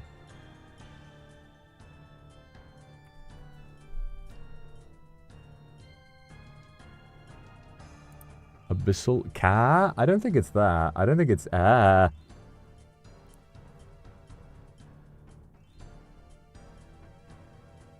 It does say other realms. Maybe it's because I was thinking chaos. Maybe it's other realms is referring to it. Okay, let's see if CJR makes that sense. Because if it's an S, then I think we can say it's like chaos. CJR. Yeah, Sinclair Mansion. Yeah, chaos. DJP. T. Okay, Chaos T. Chaos Temple? Let's do one more. I think it's Chaos Temple. DKR? T. Yeah, it's Chaos Temple. It's got to be Chaos Temple.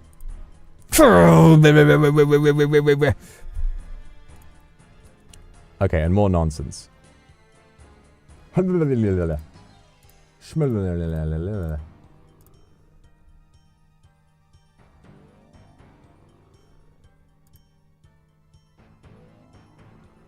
Apparently it's just the second one. TCD SV T V T GVMMO.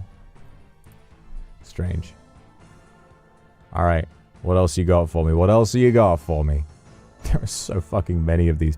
We've been streaming for almost 2 hours and we're just barely making it through this. Oh my god, and there's so much more. Okay, so the prayer comes down here.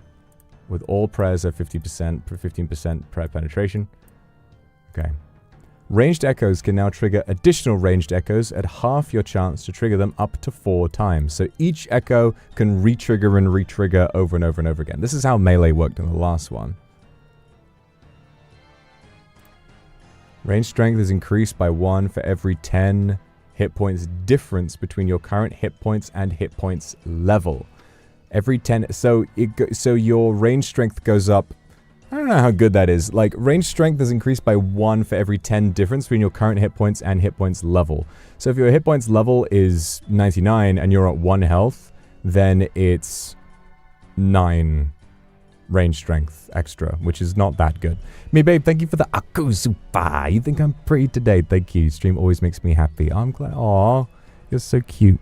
Thank you so much. I'm really, really glad you had a good time on stream today, just letting me have my fun with my stupid nerdy stuff. But I'm glad to have entertained you today. I love you. Ranged prayers are 30% more effective. Rigor is 30% more effective. That is quite powerful. That is quite strong. Bows attack 1 tick faster. Okay, so that's a 4-tick T-bow. That's a 3-tick magic short bow. Crossbows attack 2 ticks slower, but deal 70% extra damage. Oh my god, you know what that means? If it deals 70% extra damage, specking with the Zarite crossbow is going to be fucking ridiculous. You're going to get like 170 damage Zarite specs. While a thrown weapon is equipped, your range strength is also increased by 80% of your melee strength. Oh, wow. While a thrown weapon... So if you have crazy strength, but if you have Torva on, the only question is accuracy. But I think we'll get... When you regenerate ammo, you have a 5% chance to fire a ranged echo. Whenever you regenerate ammo, you have 5... Okay, ranged echo. Every time you regenerate ammo, you're firing ranged echoes off, and the echoes can spawn more echoes, so it's just rapid fire. Brrrr, you know?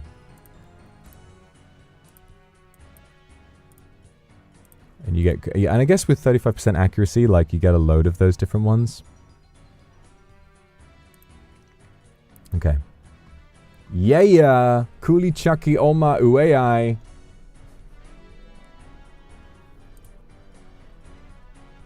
Alright, so on the bottom. Vires acquirit eundo. Mystic cards. There we go. Okay. And that's 1% range damage, of course. No mind, no earth, no astral.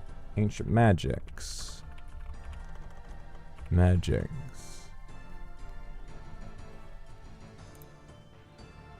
What the fuck? Oh, I spelled it wrong. I'm a fucking stupid fool.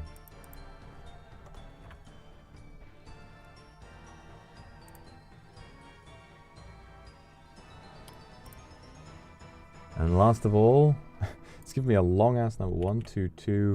1229266.5. Your fate is now sealed. And there we are. You have 3 more before. Oh, and there's 6 instead. So all the other styles have 4 big, like final ones. And then 6. Okay. Alright, from left to right. Hitting with a bow increases your bow's minimum hit by 1, capping at 15% of your maximum hit. This bonus is halved when you take damage that you didn't or couldn't pray against. Okay. So it couldn't pray against or you didn't pray against. If you pray correctly against damage, that doesn't get. Hitting increases your minimum hit by 1.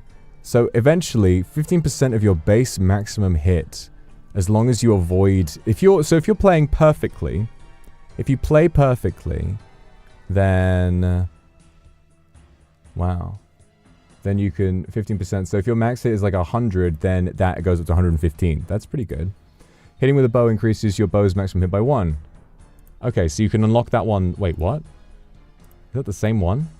Why is it a different logo if it's the same exact bonus? Bonus is halved when you take damage.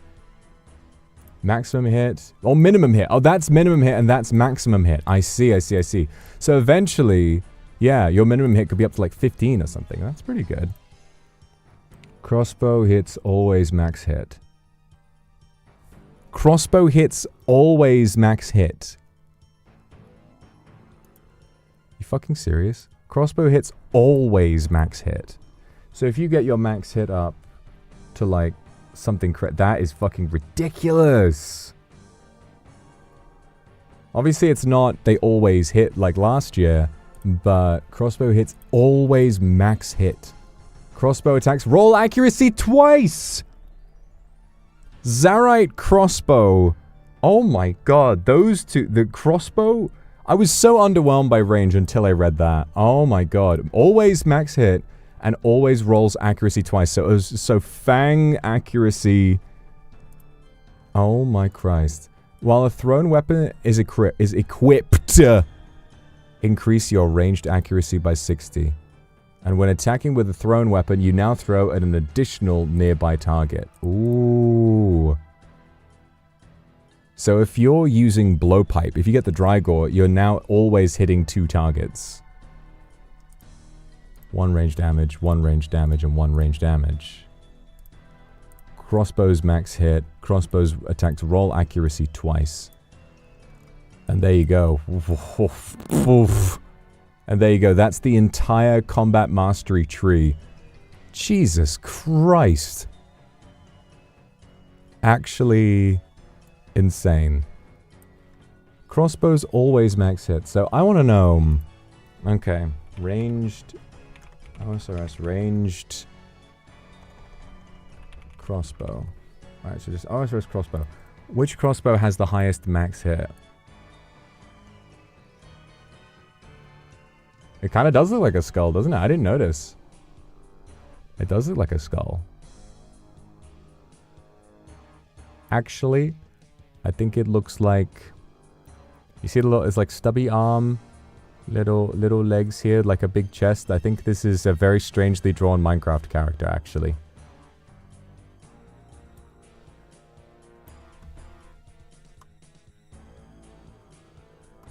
Heavy ballista. Oh my god. Wait a minute. Crossbows attack 2 ticks slower, but deal 70% damage. What about a ballista? Did ballistas count as crossbows? Yeah, it's a 2-handed crossbow.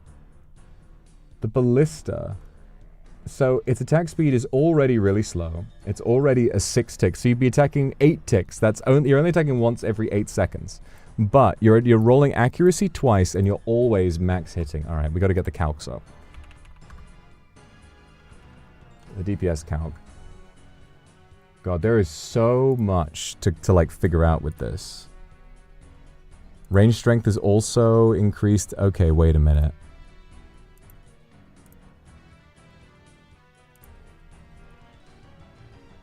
So let's say...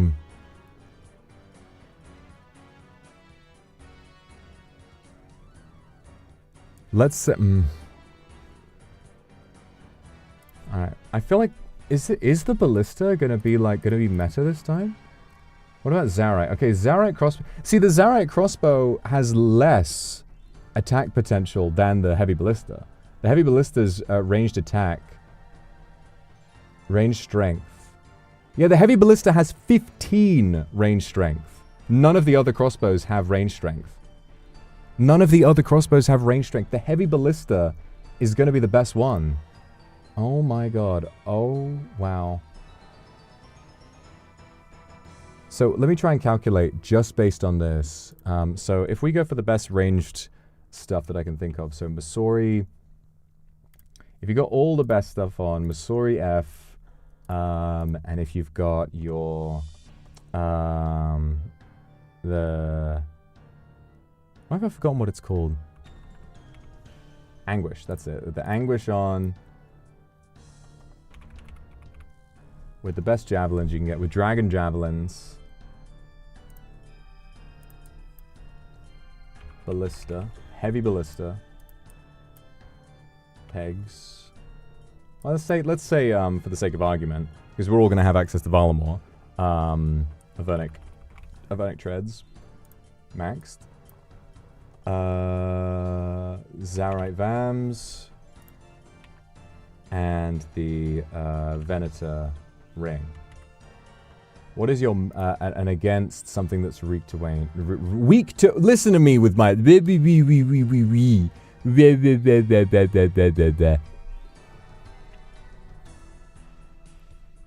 So the max hit of that, it looks like it's 42 on an abyssal beam. What's something that's weak to ranged? How about Leviathan? Yeah, it's 42. 42. So it'll always max hit. So you're consistently, every 8 ticks, you're hitting for 42. Is there a... I mean, everything else has less range strength, so you would think... I guess maybe because you can't... I guess maybe javelins are the limiting factor there. Yeah, javelins must be the limiting factor because... Okay, let's try it with a Zarite crossbow.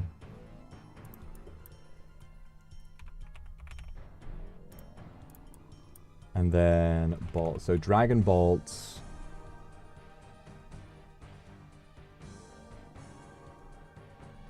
Yeah, let's say diamond dragon bolts, E. And then the, I guess, twisted buckler. Yeah, well, your max hit with that is only 45. So if you're consistently hitting for 45s, and then that thing's attack speed is a lot faster. Yeah, 5 tick. So you're attacking with 5 ticks. So 7 tick. Every 7 ticks, every 3.8. 4 point... No, wait. No. Yeah, 4.2. Every 4.2 seconds, you're guaranteed hitting for 45. So what is the... So wait. If I get my calculator up. Where's my calculator? There it is. So what is that DPS? Like, what is the damage per second? So if you're hitting for 45, and I guess you're dividing it by 4.2, what is it per 1 second? Wait, is that how that works? I don't know how to do maths. Yeah, it is. So that's 10 DPS. I feel like is that good? 10 DPS? Well, normally that whole setup would be 4.4 DPS.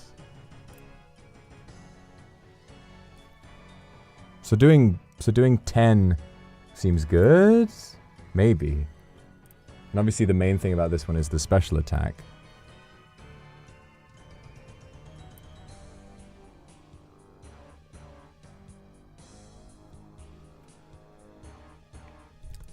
I mean, for me, I still feel like melee is the one that's speaking to me the most.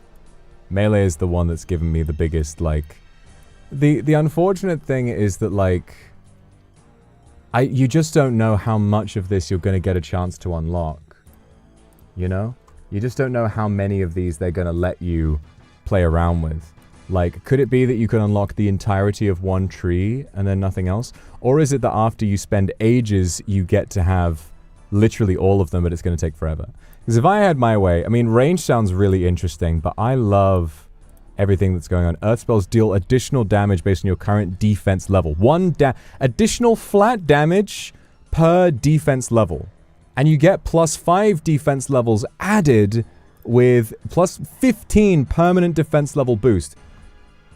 So if you get 99 defense, and then you do... Hang on. Wait.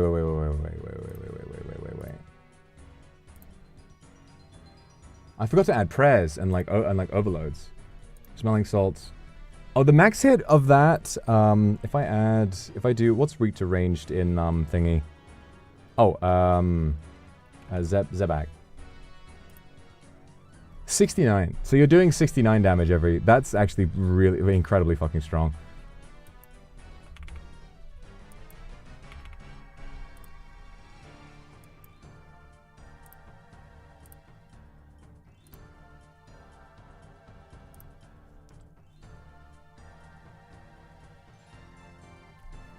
It's incredibly strong. 69 max hit, guaranteed every time with a crossbow. Melee, yeah, like melee to me, the fact that you can have so many different weapons. Let me see, what, like, because it's two-handed weapon, right? It's heavy melee weapon. Oh, it's just heavy. It doesn't have to be two-handed. Always hit twice. Always hit twice with thorns. Thorns is a really big one for, like, defense. So these two are close together. I'm guessing what it's going to be is that maybe these are the deciding factors, right? Maybe with range, what it wants you to do is say, okay, actually, because this is all about distance. Like, this stuff is all about distance. You know, if you're far away, where was the other stuff? Where was the other stuff that was about, like, how far away you are? Oh, yeah, plus 70% extra damage. I forgot. 70% extra damage. So, wait. If you're in Tombs of Massacre and you're fighting Zebak with the Zarak crossbow, and you're rolling double accuracy, what was... It rolls accuracy twice.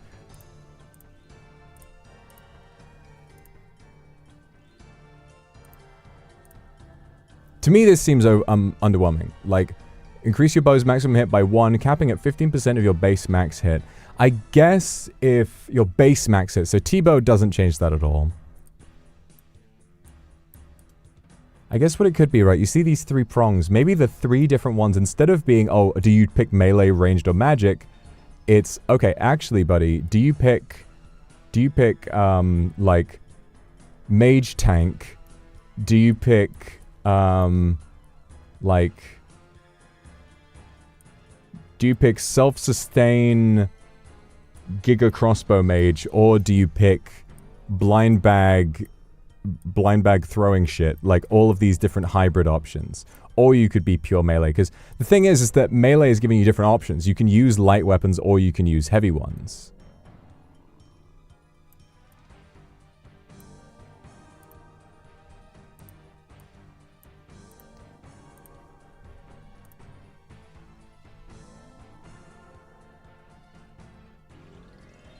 If you roll max accuracy, you're not going to be... Well, it's not max... What was it that rolls max accuracy?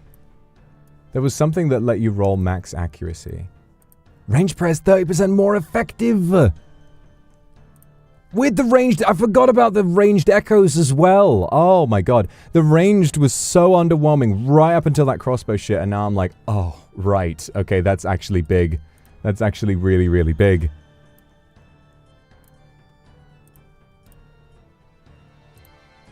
With a crossbow equipped, you have a 15% chance to trigger ranged echoes, and you have higher accuracy. Listen to me today.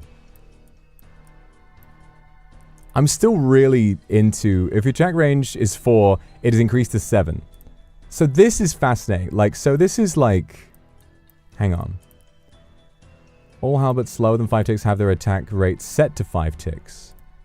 Your maximum hit when attacking with a melee weapon is increased by 4 for every 3 tiles of distance. So 4%, for 8%, 12%. So your max hit goes up by 12% if you're attacking at max range. With this. 7 tiles. 7 tiles. Oh my god.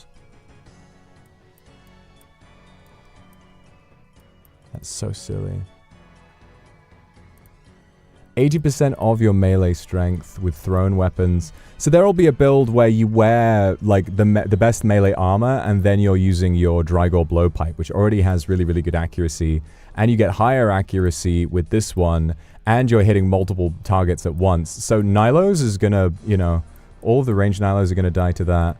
And then I guess Blind Bag is just the most fascinating one to me. I gotta know, like, so it's all heavy weapons. Let me see a list of melee weapons ordered by weight.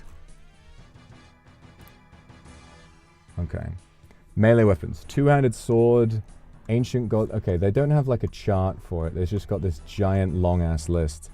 How about... I mean, I think the god sword. What's Blind Bag? Blind Bag... So, it's kind of fucking ridiculous. Each melee attack with a heavy melee weapon has a something chance to trigger a blind bag attack. Blind bag automatically attack your current target with a random heavy melee weapon in your inventory. So if you are carrying a melee weapon in your backpack as well as holding one, then you can attack with that different weapon as well. And then, yeah. As if you have a bow, crossbow, and... See, this is interesting. 5% chance to trigger a ranged echo with a two-handed melee weapon. But there's... If you... Like, there's all this stuff about, oh, when you have a crossbow equipped. So would you get range... If you had all of these and then you attack with a two-handed melee weapon, would that trigger at the same time? And then this last one, yeah. For each unique heavy weapon, for up to 5, you increases the max hit of your blind bag attack. So everything you're hiding in your inventory hits higher. I just don't know what the chance of it is exactly. So you want heavy stuff. What you know, what is the like, you know, you've got the different god swords. It'd be crazy if they could spec as well. Imagine if they could spec. They've got custom animations as well. Like for the Barbarian Gathering and stuff. I wonder if they got the animations, like pulling this shit out.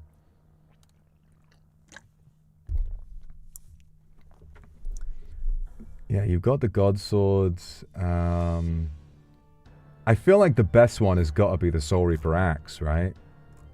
The Soul Reaper axe has to be the best one. Or fucking Scythe. I guess Scythe is different. Scythe is probably what you'd be holding.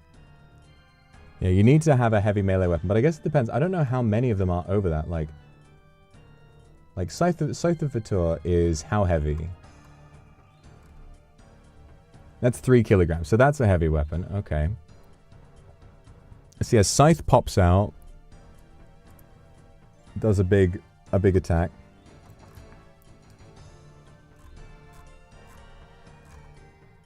Claws. Oh my god. Dragon claws. It's a shame they can't... Imagine if you could spec with it. Imagine if it fell out and specced. They can't trigger... They can trigger other blind bag attacks, but can't trigger from spec. So if you spec, you're saying no. I did see the video. Yeah, I'll have a look at those in more detail in a little bit.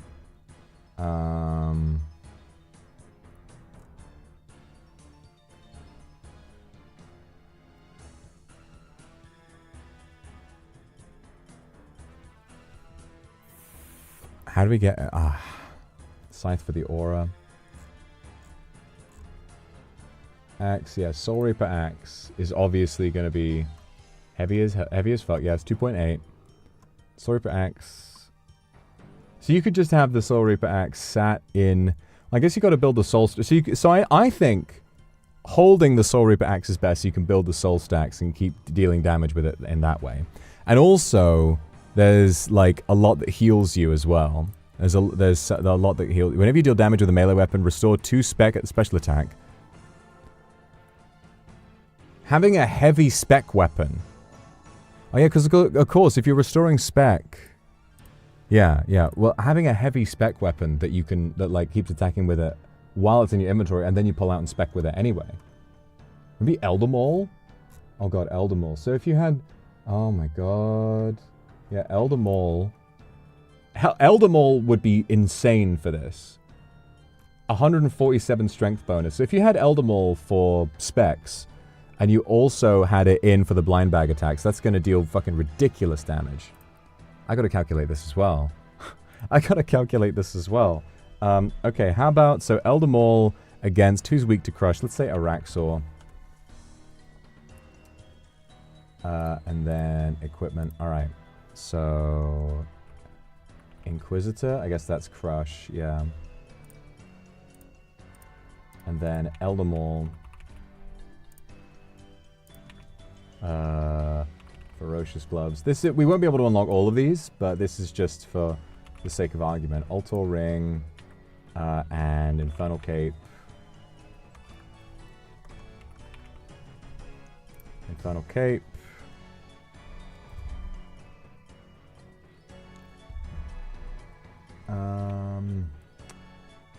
Rada's Blessing, all that doesn't really matter. Although there's a lot of stuff about prayer bonus as well. What was that thing about prayer bonus? God, there's so much to consider. There's so much to consider with this. There's so many different aspects to it that you could min-max. I feel like how the fuck are we going to figure out? Melee strength is increased by 50% of your war and prayer bonus. With the max hit, with everything else. Oh my god. I feel like, you know what I'm leaning towards right now? Some kind of cleric. Some sort of paladin, you know? Where you wear all the highest prayer bonus stuff. Because you can start, if we pick Asgarnia, we can start with Proselyte, get our prayer bonus up really, really high right off the bat, get a, you know, a blessing from a clue scroll, do whatever we need to do with that. And then we work towards the Colosseum, we get the Sunfire Fanatic later on. I guess probably since we start with Valamor, if we get powerful right away, we could try and get the Sunfire Fanatic stuff from Colosseum early. It just depends on how early I'm able to do Colosseum, which might be tricky, because I'm not as good as you might think. Okay, the max hit with that. Oh my god, I mean, it's going to be impossible to calculate. Oh no, because your melee. Oh my no, because what you want is a halberd. What you want is a halberd. If you're carrying a halberd, your melee attack range is 7. You can attack from 7 tiles away, and those attacks can trigger the blind bag. So the blind bag, you can literally be throwing the heaviest melee weapons in the game across 7 tiles and just smacking shit with it as often as you want. And yeah, 5 ticks. And that, is there anything that like speeds it up? Was there anything that was like? Because that's the one thing I'm not sure about. Oh, melee range is doubled while using 2 weapons, so it's 14! It's 14 ticks. 4%, 8%, 12%, 12%, 15%.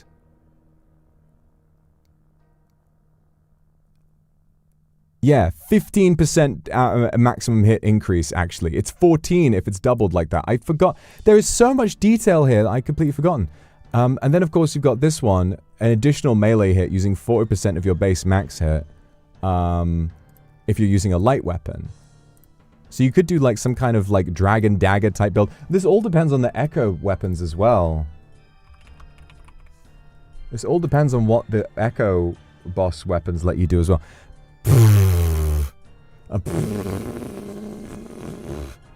I guess it depends on, like, yeah, how heavy. I'm sure halberds are over 1 kilogram. I'm sure they are. Like, if you had a crystal halberd? Then if you had a noxious halberd? Yeah, they're all really heavy. If you had the noxious halberd, then you would be attacking from 14 tiles away. If you would be attacking from 14 tiles away, and you'd be dropping elder balls on people's head, and if you're wearing prayer bonus, like with, you know, everyone has access to Valamor. Oh, Jesus. This has a lot. And if you go if there was something about Tyrannwen, because the Crystal Blessing is back, maybe, you know, maybe the Crystal Armor is going to be good still. You know, you can have the melee weapon, you can attack Hunla from across the thing. Can you imagine, with the prayer penetration, can you imagine doing Gauntlet, and it's praying against melee, but you've got the prayer penetration from all of these different demonic packs, right? You've got prayer penetration, right? You can literally just, and then instead of getting the two different weapons you would need to go past the prayers, you instead manufacture as many crystal halberds as possible in the gauntlet. So you stand there and you have 5 crystal halberds in your inventory, and then you're attacking the Hunla from across the room and hurling halberds at it. Oh my god. Oh my lord.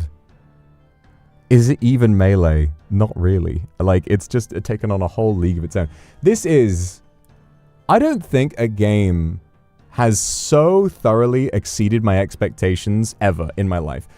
You know, you all know how excited I am for Leagues, and you know how excited I was for it last year, and you know how much fun I always have with it whenever it comes around. The idea that they have come up with a system that adds this much to the game, the idea that there is a system with this much complexity, there's no such thing as, oh, I'm going to go melee with these regions and that's it. It's, I'm going to go melee with these regions, but which type of melee will I go? Am I going to go, whenever you deal damage with a melee weapon, am I going to go dagger, double hit, spec, you know, increase your strength level, 1 tick faster kind of thing, 2 tick ham hock build? Am I going to go thorns, Din's bulwark? You know, this seems crazy, right? Earth spells deal additional flat damage based on your defense level. You could... So, wait. Like, 1 damage per... Oh, per however many. I thought it was 1 damage per defense level, which that would mean additional 100 damage for every Earth spell, which would be silly. No. But, like, per however many. Lily, thank you so much for the super. I'm having an amazing day. I hope you have a lovely day, too. I know. This is the best birthday present I could have ever possibly been given.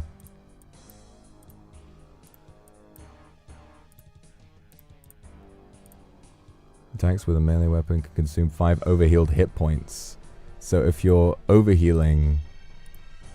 Was there something that let us overheal? I think it was over, like, it was this one. Whenever an attack deals 0, you're healed for 2. So if you're really tanky, you're healed for 2. 10% chance to heal you. Melee range is doubled. Oh, wasn't there, like, another one for that as well?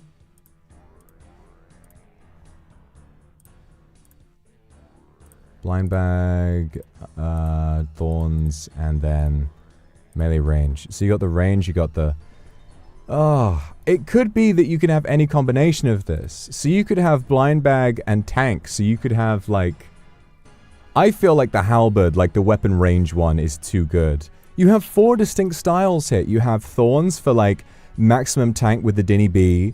You have this for, like, light weapons attacking as many times as possible. You have this for the blind bag shit, and then you have this for, like, attacking from across the room. You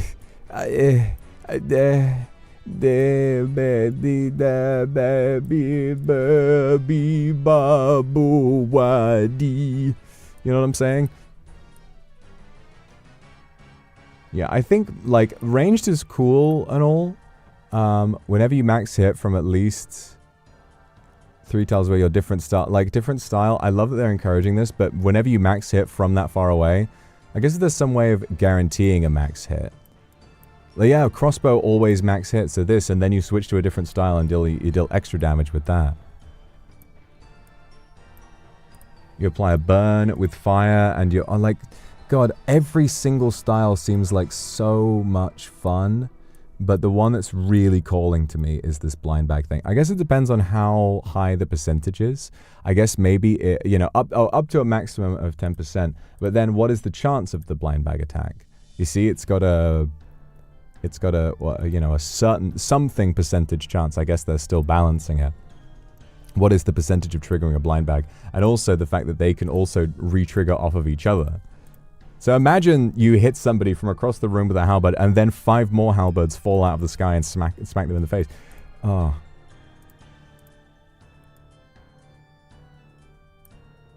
This is nuts. This is very silly. This is very, very silly.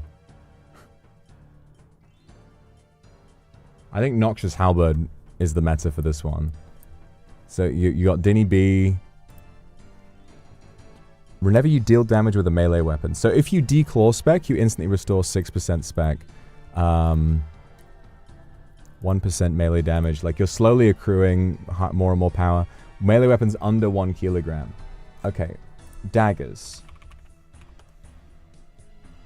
Yeah, daggers are all under 1 kilogram, so...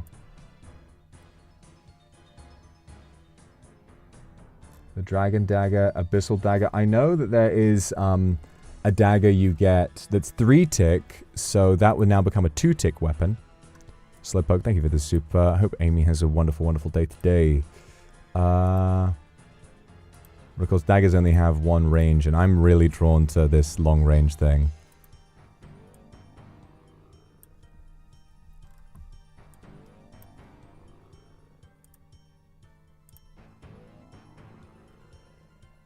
Does the halberd thingy also trigger? I'm pretty sure it does, yeah. Because the blind bag is just any damage. Each melee attack with a heavy melee weapon. And the heavy melee weapon... you know, all the halberds are heavy weapons. So, I'm pretty sure that that does trigger it. So you can just have, like, you know, a heavy weapon cannon. You have 5 different melee weapons. All of which could be dispensed at random.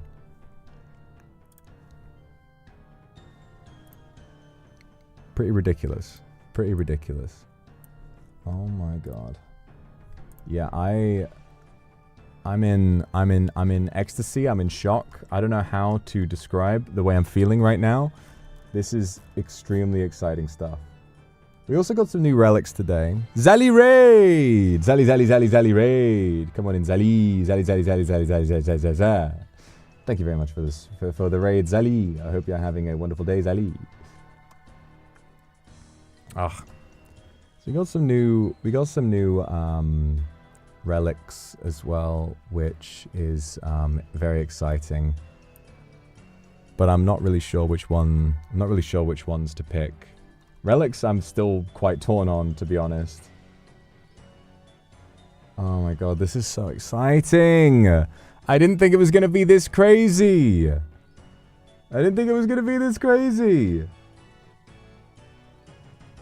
I thought it would be good, but okay, I'm gonna try and get the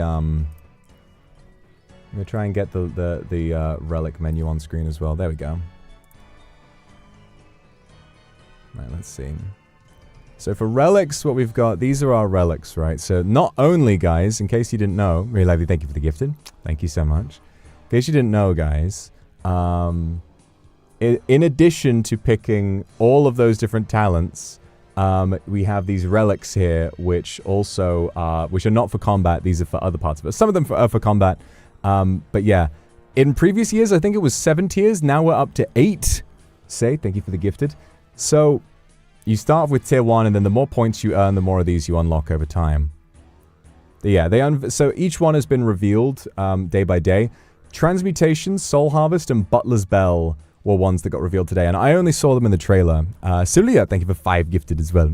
Thank you so much for the gifted. Maureen, thank you for the gifted. Oh my god, so many gifted today. Jesus Christ. Thank you, guys. Thank you so, so much. Alright. The big one...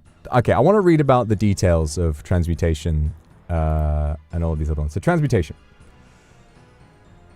Upon choosing this... So, this is in the same tier as Conniving Clues and Butler's Bell, which is... This is quite difficult to choose from. Upon choosing this, you'll receive the Transmutation Ledger. The high alchemy and low alchemy spells transform into 2 new spells. Alchemic Divergence upgrades up to 10 of a resource into a higher tier. And Alchemic Convergence downgrades up to 10 of a resource into a lower tier. Both spells cost 1 nature rune and have no level requirement. The spell gives 10 magic XP for each item transmuted before the multipliers.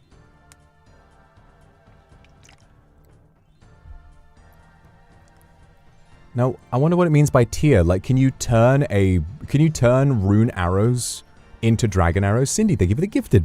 Thank you so much. Thank you. Can you turn rune arrows into dragon arrows? Well, using the items on the transmutation ledger will display what they can turn into. Oh, wow. Hides, runes. So I guess you could just turn a blood rune into a wrath rune. Ashes, uncut gems, bleh. Compost. So compost becomes ultra compost. Seeds. So you have access to so many different types of seeds. If you need a specific type of seed, you can just transmute it up and down. This is such an amazing tool. Raw fish. So you can upgrade the fish you have. Bones. You can upgrade from normal bones into dragon bones. Because if you use it once, then it becomes the next one, and then you can just keep doing it, I imagine. When cast upon a note item, they will recast over time as long as the items are available in the same slot. You can still cast alchemy spells via the toggle above, or by configuring the spells in your spellbook. Alchemy spells will not automatically recast. I wonder if this is the replacement for Golden God. This seems like the replacement for Golden God. I'm sure that there is some filthy money-making tactic you could do with this. Like, I mean, basically, imagine you mine, it's like, can you do it with ores? Mining. Yeah, you can do it with mining and crafting, like that other game. Do it with logs. So if you could just mine coal, if you could get a ton of coal, and then just, it automatically recasts, and they cost 1 nature rune. So if you get a load of natures, whatever, you can then use this spell to turn coal into, I guess, coal into gold, gold into something else, all the way up to rune rocks. And so you could just generate rune ore out of coal. It would take a while, but you could do it. And then that might be a really interesting way of getting a load of money. Seeds.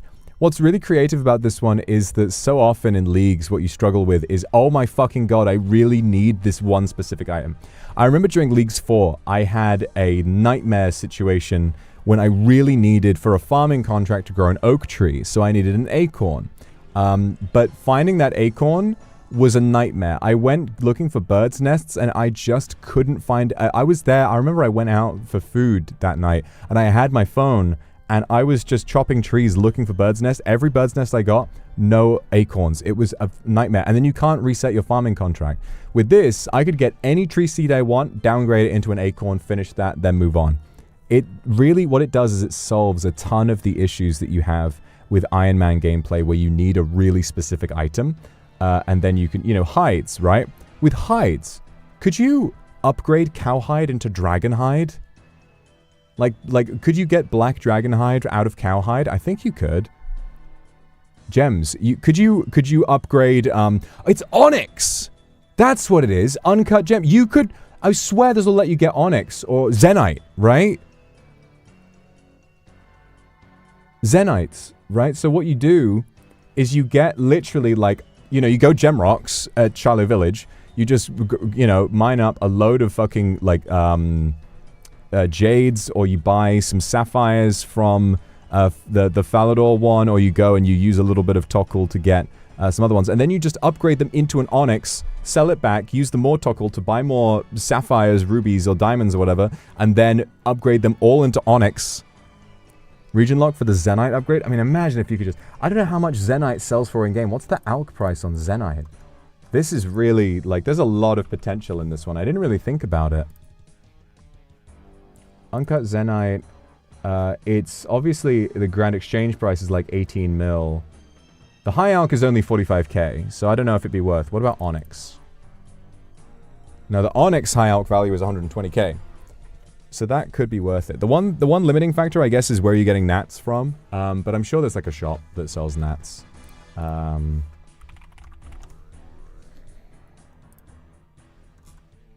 Yeah, shop maybe in like Arceus they'll have like a gnat rune, like nature runes in the shop. I'm sure they do. Yeah. Tauta Clan rune shop. Okay, yeah. Camtorum, everybody has access to that. Okay, brilliant. So that is only one of the 3 that got revealed today.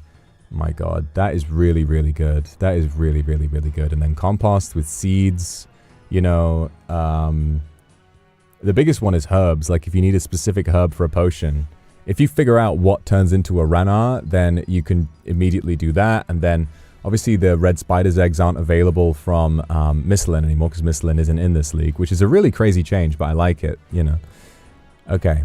So that was transmutation. It's up against the clue relic, which I always get the clue relic, but I kind of think I might not this time because transmutation seems so strong. You know, this is just you get lots of clues. And to be honest, in leagues, I sort of find clues. Sometimes I find them fun, but they do give you a ton of points. And what they do is they give you access to stuff like blessings or unique armor and things like that. But compared to transmutation, I mean, this just has a trillion different use cases. Now, Butler's Bell. When the bell is rung, a demon butler will be summoned to work for you. The butler's work will continue even if you are offline. The butler can gather resources. He can farm herbs. He can pick flax. He can chop logs. He can catch fish. He can mine ores. Additionally, the butler can also process these gathered items for you, but at half the rates listed above. So you can turn ores into bars. He can cook fish. He can turn logs into planks. He can turn flax into bowstrings and herbs into unfinished potions. When the demon butler processes resources for you, he will share a 10 XP. When he processes it, you'll get XP as well with, you know, before the multipliers with you in relevant production skill per resource. The butler's bell can be retrieved from the league's tutor in Yama's lair.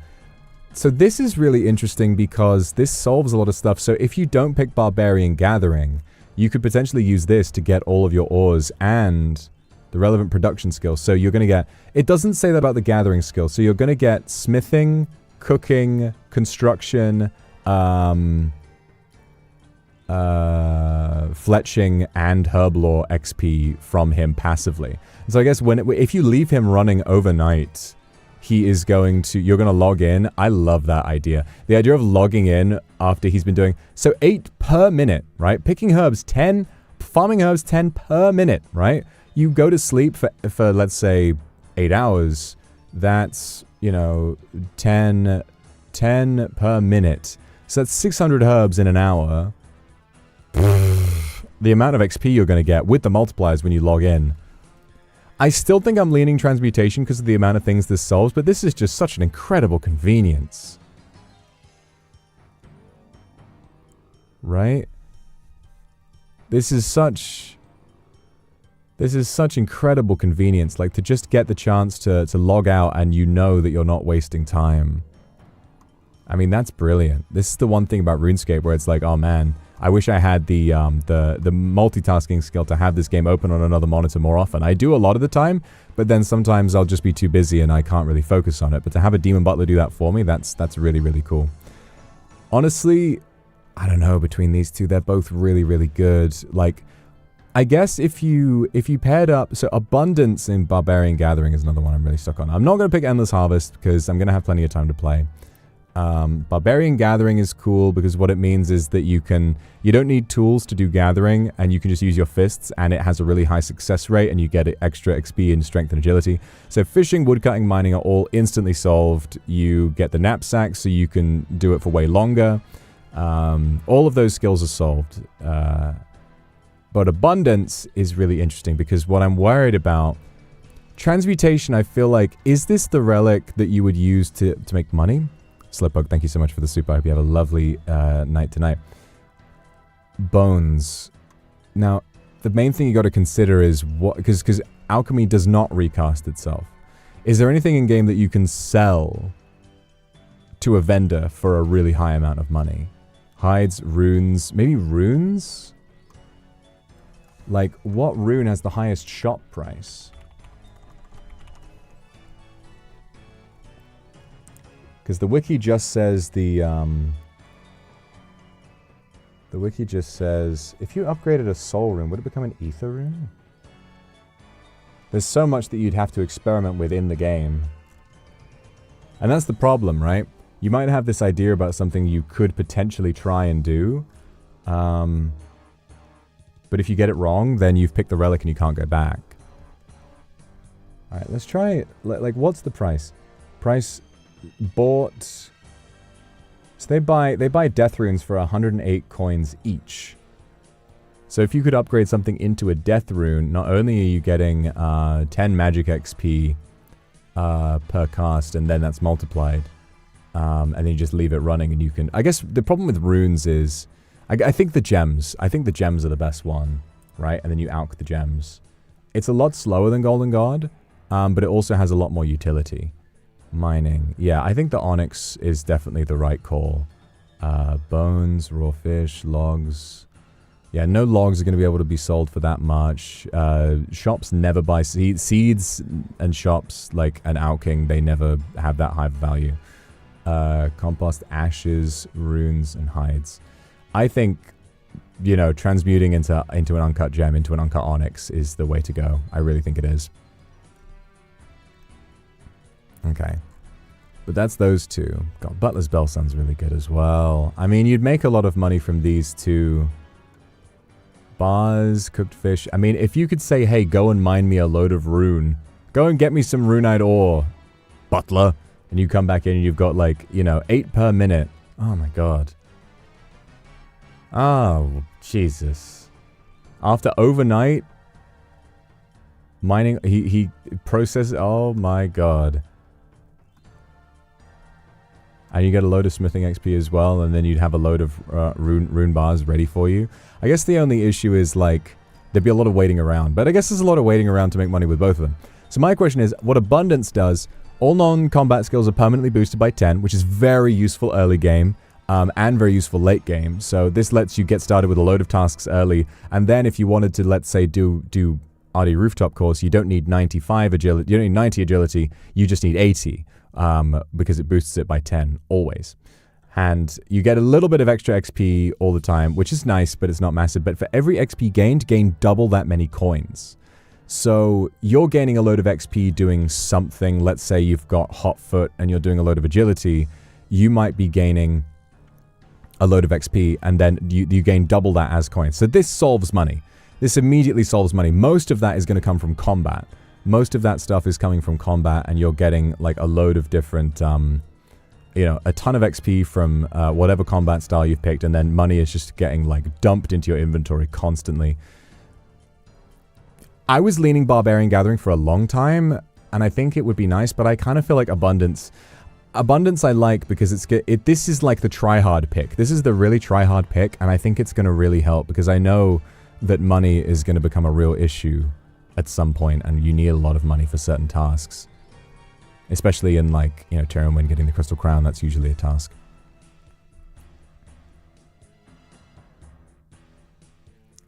Now, the other one, Soul Harvest. While harvesting any farming crop, or when NPCs would drop bones or ashes, you will instead harvest stackable soul shards. Soul shards can be used for the following. They can be used in place of pure essence while training rune crafting, and 100 of them can be sacrificed at the libation bowl for 550 prayer XP before multipliers, without requiring libation wine. You receive 1 shard per 4 XP gained while harvesting your crops. You receive more shards for higher tier bones and ashes, roughly equal to the bone shard equivalent. So basically what this does is this solves prayer and rune crafting, which is obviously very important. And it gives you a lot of prayer XP, and you get it from farming. My only worry is it's in the same tier as Nature's Accord, which means that you receive 10 times yield from farming patches you never use up. This is the farming relic. They don't instantly grow, but you unlock it, and you get the fucking fairy mushroom. This is a second teleport relic. You get the fairy mushroom as well as whatever fucking teleport you picked here. Tier 5 is going to be the hardest choice for me, I think. Either that or like Tier 4 and 5 are going to be impossible to pick. Like, I have no clue. I have no clue what I'm going to go for with these ones, because you get the fairy mushroom, and farming is basically solved. The moment you get 1 seed, you're set for life. So, but then Soul Harvest, like, otherwise, if there's no banker's note, what do you pick? Like, what do you do for rune crafting? Rune crafting, you're boned. You can't train rune crafting. Like, rune crafting is just going to be horrible to do, no matter what. If you had Map of Alacrity, then, like, the rune crafting, at this, like, soul rune crafting and blood rune crafting is going to be a little bit easier because of the agility shortcuts, but it's still not ideal. I don't know. I really don't know. This is going to be such a difficult choice. I don't know.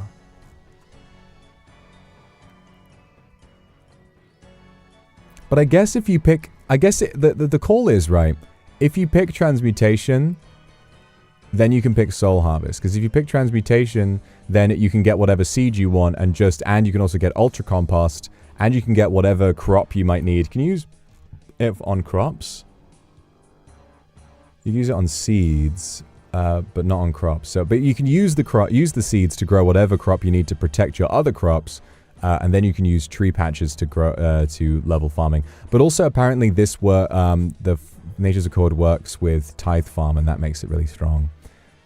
So yeah, you kind of have you need your relics to work in tandem with each other. So these two are going to be really hard. Larcenist. So Larcenist is the same as Dodgy Deals. It's the thieving one where you have all the success thieving, and you get 10 times the amount of loot from thieving stalls and stuff. To me, I don't think this one measures up to the other two, because thieving, you can gain XP in thieving in a few different ways, stalls, whatever it is. Pyramid plunder, you get all of that kind of stuff. I'm not too worried about thieving, honestly, even though I usually hate thieving.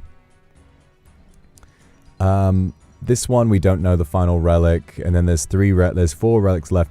Now, teleports are really interesting, because Evil Eye I thought was underwhelming when I first saw it. It's a teleport to any boss arena in the game, and you can use that to get around, but everyone says this one sucks. I kind of really like it. I kind of really like this one. Map of Alacrity allows you to teleport to agility shortcuts. Isn't that so cool? You sent to the less favorable side, so this one rewards you for getting your agility level up. And then you can teleport to any agility shortcut in the game. There are a lot of agility shortcuts in this game, especially in obscure underground locations. This is really crazy. Now, Evil Eye would give you a teleport to a bank, like Huey Bank, whereas Map of Alacrity would also give you a teleport to Alderin, which does also have a shortcut that's right next to a bank. So that would work as well. Now, there is Reloaded. Now, Reloaded means that you can choose another relic from a previous tier. So let's say, for example, if we get to a point where I've done all of this and it's going great, but then I need to... let's say I pick Soul Harvest instead of Nature's Accord. I could then be like, okay, well, now I'm going to pick Nature's Accord and Soul Farming for myself real quick. Or I could say, okay, well, now that I've had Butler's Bell, I'm going to go back and get Transmutation. The only problem is we don't know what's here. And there is, and usually in this game, when there's a choice between 2 relics, because there's 3 relics in every tier apart from tier 7. And then in tier 7, you have only 2. Reloaded being in one of those tiers makes me think, oh my god, this is going to be something unbelievable. Like, the fact that this lets you pick any of these that you didn't already pick, this is very, very powerful. Reloaded is extremely powerful. But what is this going to be? I don't think it's going to be Banker's Note. I kind of feel like Banker's Note is gone. You know? I think Banker's Note was such a staple of every previous league that not having it would be an interesting change. Maybe it'll be Recall. Maybe it'll be something entirely brand new. I'd love it if it was something brand new. I feel like Banker's Note won't be coming back. And I also think that Recall, if it's total Recall, that might be worth taking because of, just how invincible it makes you in certain combat situations and how easy it makes certain skilling activities. And Banker's Note would be great, but then, you've got a lot of other stuff that you can use. I guess Banker's Note does make sense because I've not really seen... Now, Flask of Fervor, the tier 8 relic, that solves food and prayer. Because Flask of Fervor is a 3-minute cooldown on a full heal and a full prayer restore. As well as a big, this is like the version of Retribution for this year. So, yeah. If I was to guess right now, it's kind of impossible because of these 3 being missing. But based on what we have revealed so far, I think I was so set on Barbarian Gathering, I think I might go Abundance though. Like, now that we know that this is probably our solution for money, Abundance, I think, opens up the way for me to pick Butler's Bell, which might be a lot better than Transmutation for that. Then Transmutation, oh my god, I actually don't know. I genuinely don't know. Barbarian Gathering seems great, but I worry that it's going to get, this solves fishing, woodcutting, and mining, and you don't get that XP from Butler's Bell. So that would be really difficult to get if we picked Abundance. Like, picking Abundance, that's going to make mining, training, and woodcutting a lot more difficult and a lot more frustrating. You also get agility XP from this. So I guess if you pick that, you shouldn't go hotfoot. Now, hotfoot is interesting because this is like a third of production prodigy, right? Not only does it give you the agility boots that give you agility XP, it also gives you also automatically cook all caught fish, and you automatically smelt any ore that you mine. So if you get that, then it doesn't make much sense to go Butler's Bell. But then Woodsman also, all chopped items are burned, and they can be, all items are processed at once while fletching, so you can process hundreds of darts at the same time. Friendly Forager is always really good. This is kind of the same one as last time. You collect herbs, which is always really useful. But then since some of these solve herb seeds, it might not be so. You know what? I guess the whole thing about this, right, is that it's money from gems. But when it comes to seeds, if you have this, there's not a lot. The real benefit to transmutation, apart from potions, is tree seeds, so you can level your farming, and then money making with the onyx method that we figured out. But then Friendly Forager completely solves herb lore. Like, herb lore is 100% solved if you get this. And I'm not super convinced by Hotfoot or Woodsman. I mean, Hotfoot does seem good, especially given there's going to be a lot of points locked behind rooftop courses. There's going to be a lot of points locked behind rooftop courses, and there's going to be a lot of points, you know, there's going to be a lot for agility. Getting Hotfoot and Map of Alacrity seems like a good combo. I guess it depends on what the third teleport relic is. But really, they're all like, so all of them are really inviting to me at the moment. I feel like right now I'm kind of leaning towards, I guess if I get Abundance that solves money, and then Friendly Forager. If I got Abundance and Friendly Forager, that means I don't need Transmutation. But I feel like there's going to be someone out there is going to figure out some fuckler's trick method. They're going to figure out some fuckler's method for transmutation that is going to solve every problem. I really think. And it does 10 of them at a time. So you could potentially get 10 uncut onyxes at a time. Like hides into dragon hides. Runes, you know, take an air rune, turn it into a wrath rune at 10 at a time. Compost for farming. Bones, you know. This solves a lot of problems. Mining. Like ores. So upgrade stuff into rune ore. Raw fish. Upgrade it into bloody manta rays or whatever it is. I'm not locking in. I'm just trying to imagine what I want to go. But I think so far the path that's sort of... Woodsman would be good for fletching, but if you get Butler's Bell, fletching... Smithing... Butler's Bell instantly solves smithing, cooking, construction, fletching, and herb lore.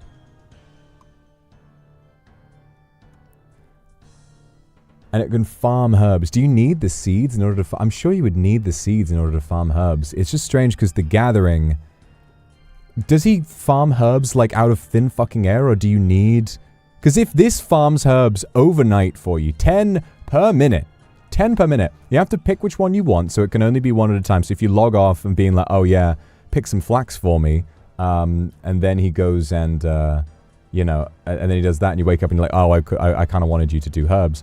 Whatever it is, then that's another thing. Seems like a slower... I mean, I'm planning on playing a lot. Like, I think what I'm going to do... For the rest of the week, I'm going to try and do as many, like, content-type streams as possible. As much, like, really cool stuff that people will enjoy. And then, the moment Leagues drops... The moment Leagues drops, I'm going to probably play that daily for the rest of the week. And then probably enjoy it by myself, after that point, and then stream it occasionally after the fact. But yeah, I'm going to be playing it a lot because this only happens once a year, once every couple of years. I have to take full advantage, and I have to play this as much as possible. If I was to guess so far, I mean, given that Butler's Bell solves herb lore as well, it depends on whether or not you get seeds. It seems like he just gives you herbs. In which case, that does solve herb lore. You know, the one problem would be secondaries, but if you have a clean source of secondaries, like the big one is snapegrass, right? For prayer pots. Snapegrass for prayer pots. You can obviously farm it. But there is a snapegrass. There's a snapegrass spawn in Valamore, so you can get one snapegrass at a time for prayer pots. What about red spider eggs? Red spider's eggs for super restore. There's a spawn on Karamja. It depends on the regions you pick. There's some in Arendar. There's some in a lot in Karend. Now the big thing about Karend, right, is that I feel like, given that they've... So here's the thing, right? You got these relics at the end. I know my fat head is covering them up. You've got Minion, and you got Flask of Fervor, which specifically say, does not deal damage to Yama, who's the one, you know, the demon who's organizing the league. And this Minion will not fight Yama. I can only imagine that if you go to Karend, there will be a hidden Echo Yama. I feel like there has to be. I feel like that has to be the final reveal. You know, we've had so many reveals recently, and there's a few more reveals to do, like the Echo bosses and the Echo rewards need to be revealed, and then down here, you know, down here you've got, we have 1, 2, 3, 4, 5, 6, 7. We have 7 more reveals to do. Even if there's 1 relic per day, that's still 3 more days. For 1 for Echo bosses, you know, and then I think on that day, 1 for Echo bosses, 1 for the Echo weapons, or like the different regions and things, or like, you know, different, maybe some different stuff. Maybe like, because, you know, I remember last year there was a thing about the vouchers, some system changes. That's the thing. If we start in Yama's lair, that's true, actually, you are right. But they did say that if you unlock Karend, you can fight Yama. I don't know if you can fight Yama from his lair in the league thing. Like, if we check out, yeah, Karend and Kebos. Yeah, notable combat-related activities, Yama. Maybe this is in here to make people, to not give the game away right away, but I kind of feel like making Yama the final boss of this league would be so sick. If it's like a giga-boosted Echo Yama, and Yama is already insanely difficult if you get the contracts in the main game. If they, I think that would make so much sense to have him be a hidden final Echo boss that you unlock after you've reached a certain point. Maybe you unlock the final relic, and it says, does not deal damage to Yama, but why would that matter to you if you haven't unlocked Karend? And it says, okay, well, here's the final step. Go back to the base to fight Echo Yama. I feel like that has to be the case. Or you unlock all the demonic packs, and maybe there's like a final pact where it says, you know, in order to unlock this, you must defeat Yama. You know, defeat Giga Yama. But yeah, yeah, I don't know what this third teleport relic is going to be, but so far, I kind of like Map of Alacrity. I feel like it has a lot of creative potential. But then again, what I've seen is that there's a lot of, on the overworld, the agility shortcuts are in kind of inconvenient locations. You know. So maybe Evil Eye will be good. The entrance of any boss or raid in the combat achievements list, like you can teleport to Obor, you can teleport to... Oh, you can't, that's Mistlin. You can teleport to Huey, you can teleport to the Colosseum, you can teleport to any boss. Like, the main thing is to find one... I guess the problem is that a lot of bosses are quite far away, you know? A lot of bosses are quite far from anything, you know, like there are bosses, there's the Colosseum in the middle of Valamore, but what about, and then you can teleport to the Moons of Peril to get to Camtorum, you can teleport to, in the Wilderness, you could teleport to like the Corporeal Beast, you could teleport to, thingy, like a bunch of different stuff, right? Nothing's ever going to be as good as Clue Compass. Clue Compass was so cracked.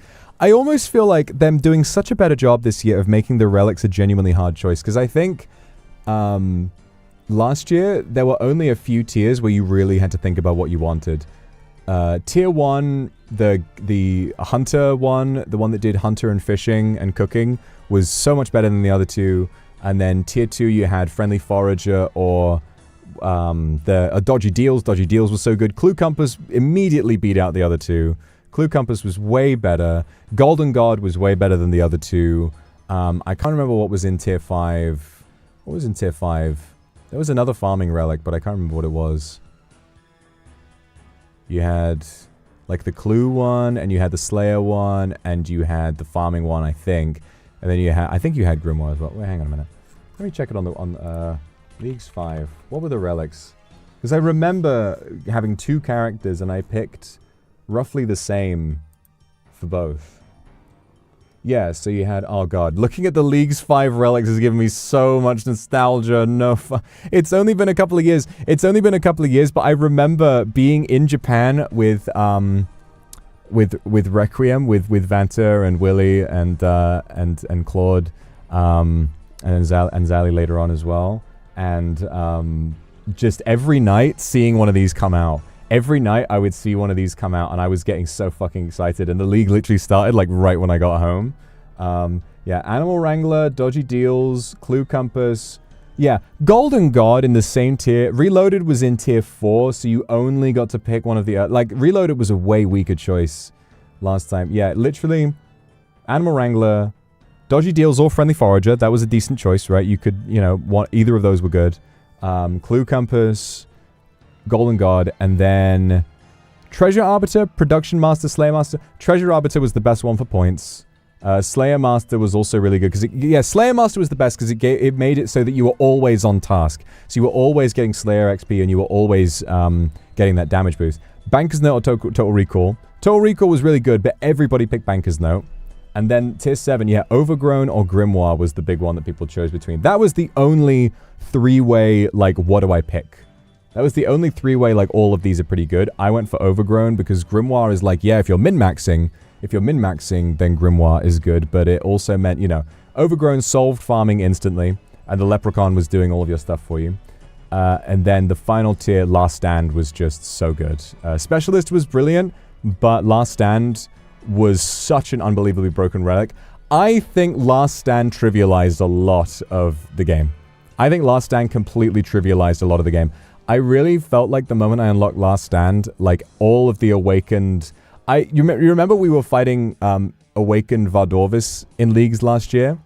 And I was really close to beating it. Like, it was really hard, and we had the benefit of the powerful relics, but I was really close to beating it. The moment I unlocked Last Stand, I got it first try. The moment I got Last Stand, I beat Awakened Leviathan, Awakened Whisperer second try, Awakened Duke. I got all the Awakened bosses so fast. I beat the Colosseum so easily. Like, Awakened, Echo Soul was so much easier with Last Stand.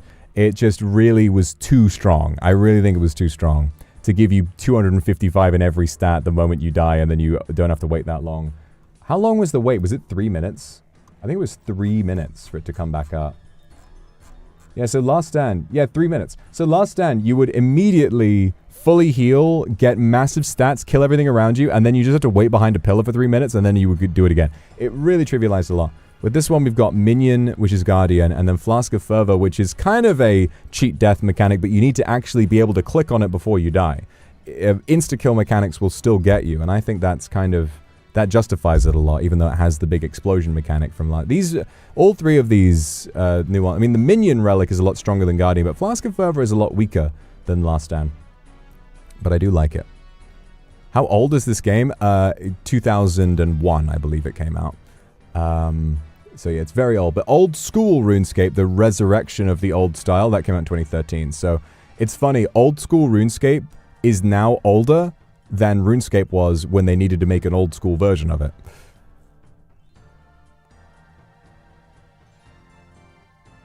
I'm not doing anything AFK. I'm going to be actively gaming so much. I mean, there will obviously be AFK stuff, but like, you know, I'm not going to be 3-ticking any trees. I'm not going to be 3-ticking any trees or anything, but I think I'm going to be playing very actively. You know, we're going to be playing this game a lot. Let me put on some... We've had the same Yama song on. Let's put on some different RuneScape music for a bit. Yeah,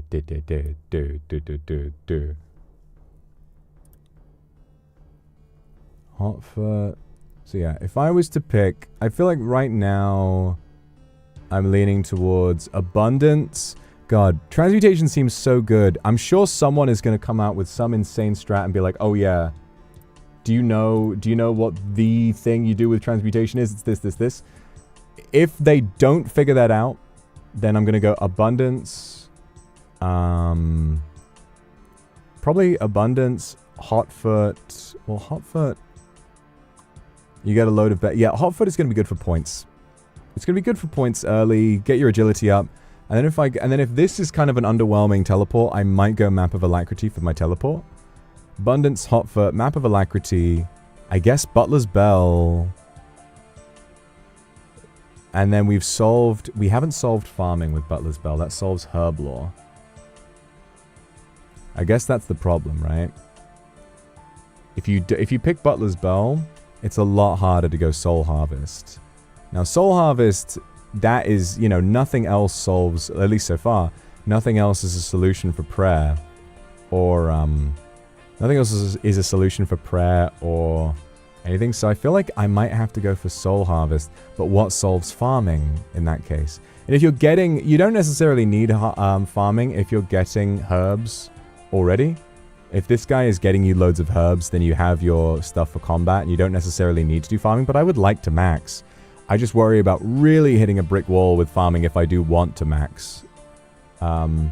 Nature's Accord apparently receive 10x yield from all farming patches. XP is granted for all additional resources gathered. Your plants will never die. Yeah, receiving 10x yield from all farming patches. This at Tithe Farm is ridiculous with the passive multiplier. So, tier 7, 16 times XP. Tithe Farm. How much XP do you get? Tithe Farm OSRS. How much XP do you get?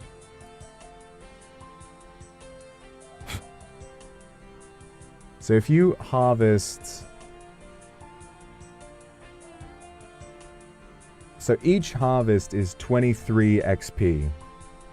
Full sack, so a full sack of 100 fruit is 37,000 XP in the normal fucking game, right? Citrus, thank you so much for the gifted. 16 times the detail. So 37,000 for the highest level fruit. 37 and 30 multiplied by 10 is 300. So every time you receive 10 times yield, so you only need to plant 10. And then you get 370,300 XP. And that's before the XP multiplier. So then, if we multiply that by 16, every... Oh my god. Nature's Accord. If you pick Nature's Accord, and you do Tithe Farm, if you plant 10, if you grow 20 plants in Tithe Farm, and the thing about Tithe Farm is they grow really, really fast, right? They grow for about a minute, and then you farm them and you plant them again, and it's like a fast-paced kind of semi-stressful farming minigame. If you pick Nature's Accord, you will grow. If you grow 20 plants, you will reach 99 farming. I think it's like 20. You will get 12 mil. I must be looking at that wrong. Full sack, am I looking at that wrong? Do you only get the full sack bonus once? If you deposit 100 fruits. Oh no, that's 100 fruits. Oh yeah, well yeah, 10 times yield. So if you grow 10, you get 100 fruits, and that's 37,000 XP. Which in the main game would take you a long fucking time. You get 1,000,000 XP if you deposit 3,000 fruits. It includes the harvesting XP per fruit.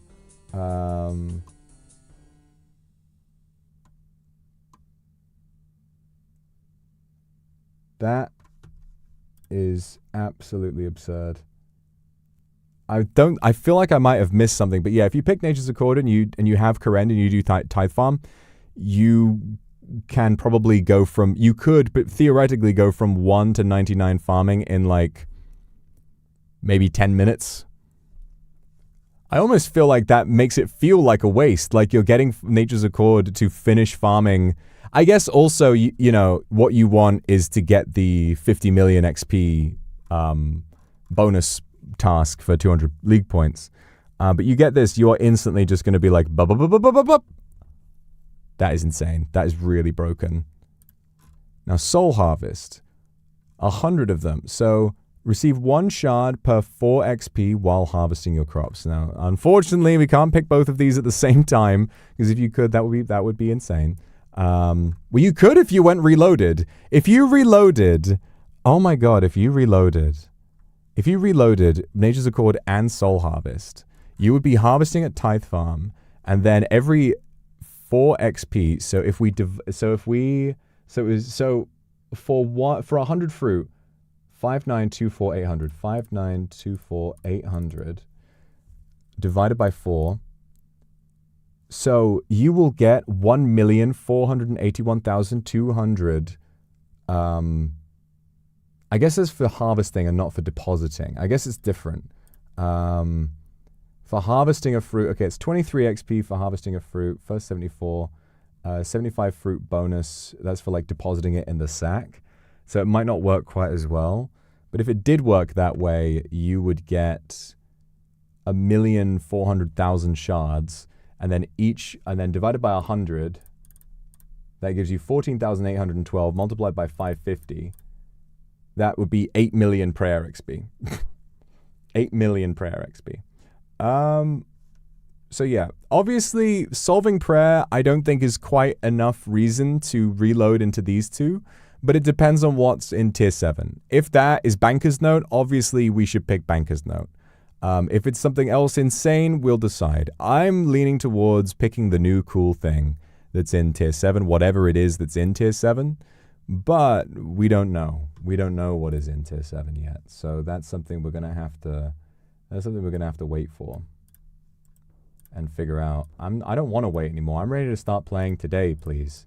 It's like Christmas. I was excited already, but the excitement is fully setting in now. The excitement is really setting in. There's going to be new reveals every day.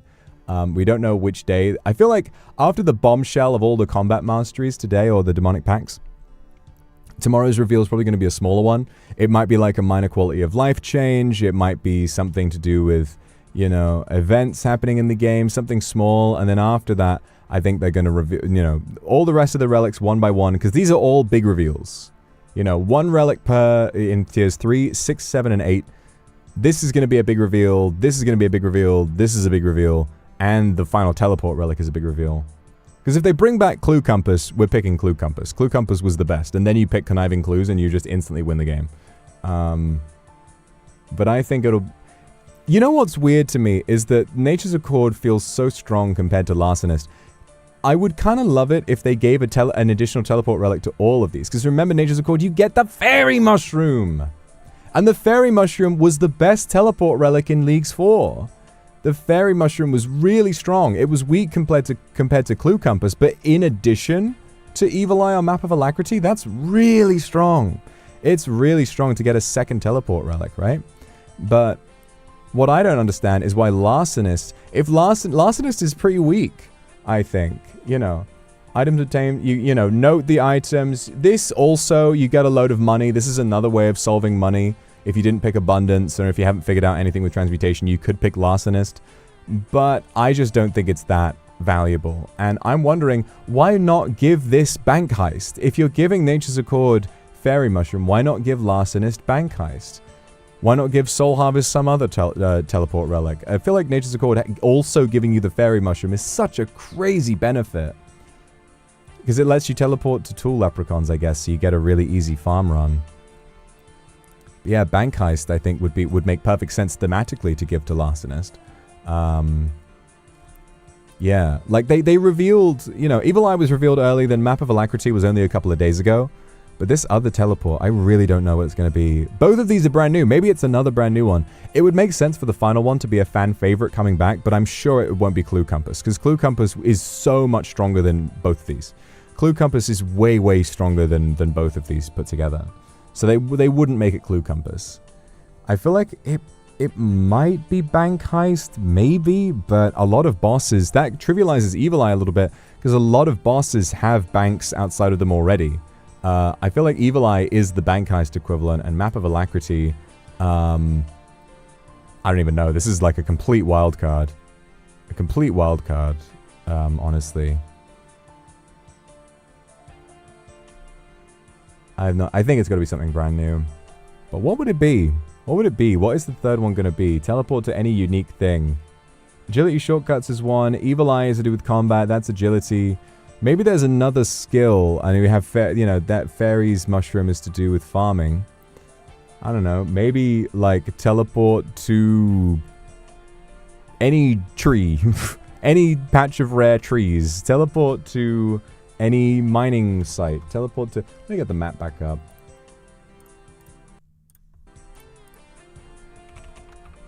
Let me get the map back up.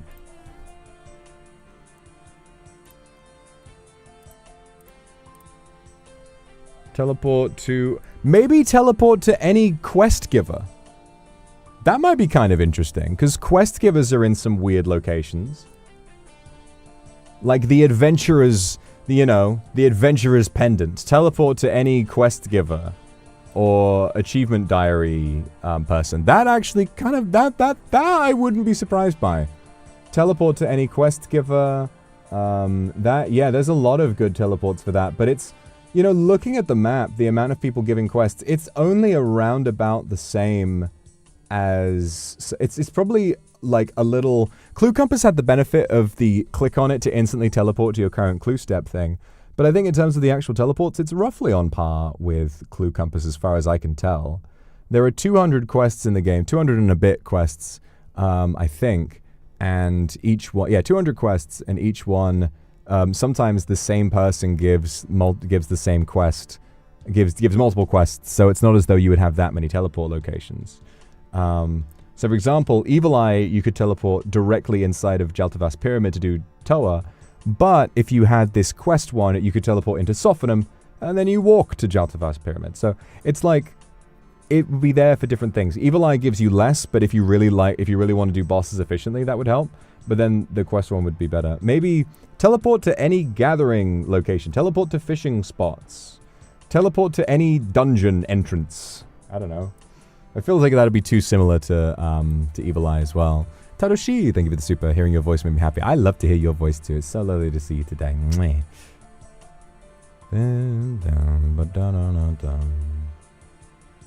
What else? Teleport to any shop. The frisky shopper. What if instead of, because in Leagues 4 we had Fire Sale, which was a big relic. What if in Tier 7 they bring back fucking Fire Sale, which makes... Because you know what? That wouldn't surprise me. Abundance is a bit of a money solve. Transmutation probably has some money solve to it as well. Like, there's been a bit of, like, solving GP. If they brought back Fire Sale... That's kind of interesting, because what Fire Sale did is it made every single item in in-game shops completely free. And that had limited use case. I got it.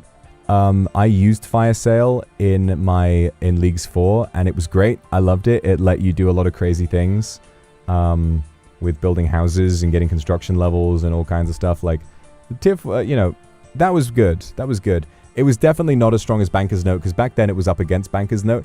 Everybody who knew what they were doing picked Banker's Note. I picked Fire Sale because it sounded funny. But then the following year, I was glad to get to enjoy Banker's Note with everybody else. That'd be kind of interesting. Teleport to any shop. Teleporting to any death's office. I don't know. Teleport to any furnace. Teleport to any transportation spot. Now that would be interesting. Teleport to any transport location. So teleporting to boats, teleporting, maybe except fairy rings. So teleport to boats, teleport to gnome gliders. That's actually kind of really interesting. Teleport to gnome gliders, because there are one thing RuneScape is famous for is there are a load of really obscure teleportation methods and transport methods. There's minecart tracks, there's the hot air balloon fucking thing, there's the gnome gliders, there's the, in Valamor, we've got the Quetzal whistle, you got the minecarts in both Korend and Kandarin, and across the rest of Gielinor, you've got the dwarf minecarts, you've got spirit trees, loads and loads of weird transport options. So having like a teleport to the entrances to those. Teleport to Vox Akuma, please, please, for the love of God, I am going to explode. Teleport to any fishing spot would be crazy, because you'd just be skirting the outside of the map. Teleport to any mini game. Okay, I'm locking in. It's either going to be teleport to any transport thing or teleport to a quest giver. I feel like that is pretty... I believe that it could be that. I believe that it could be that. Or maybe like the Prospector's Monocle. Teleport to any mining location. I'm locking those in.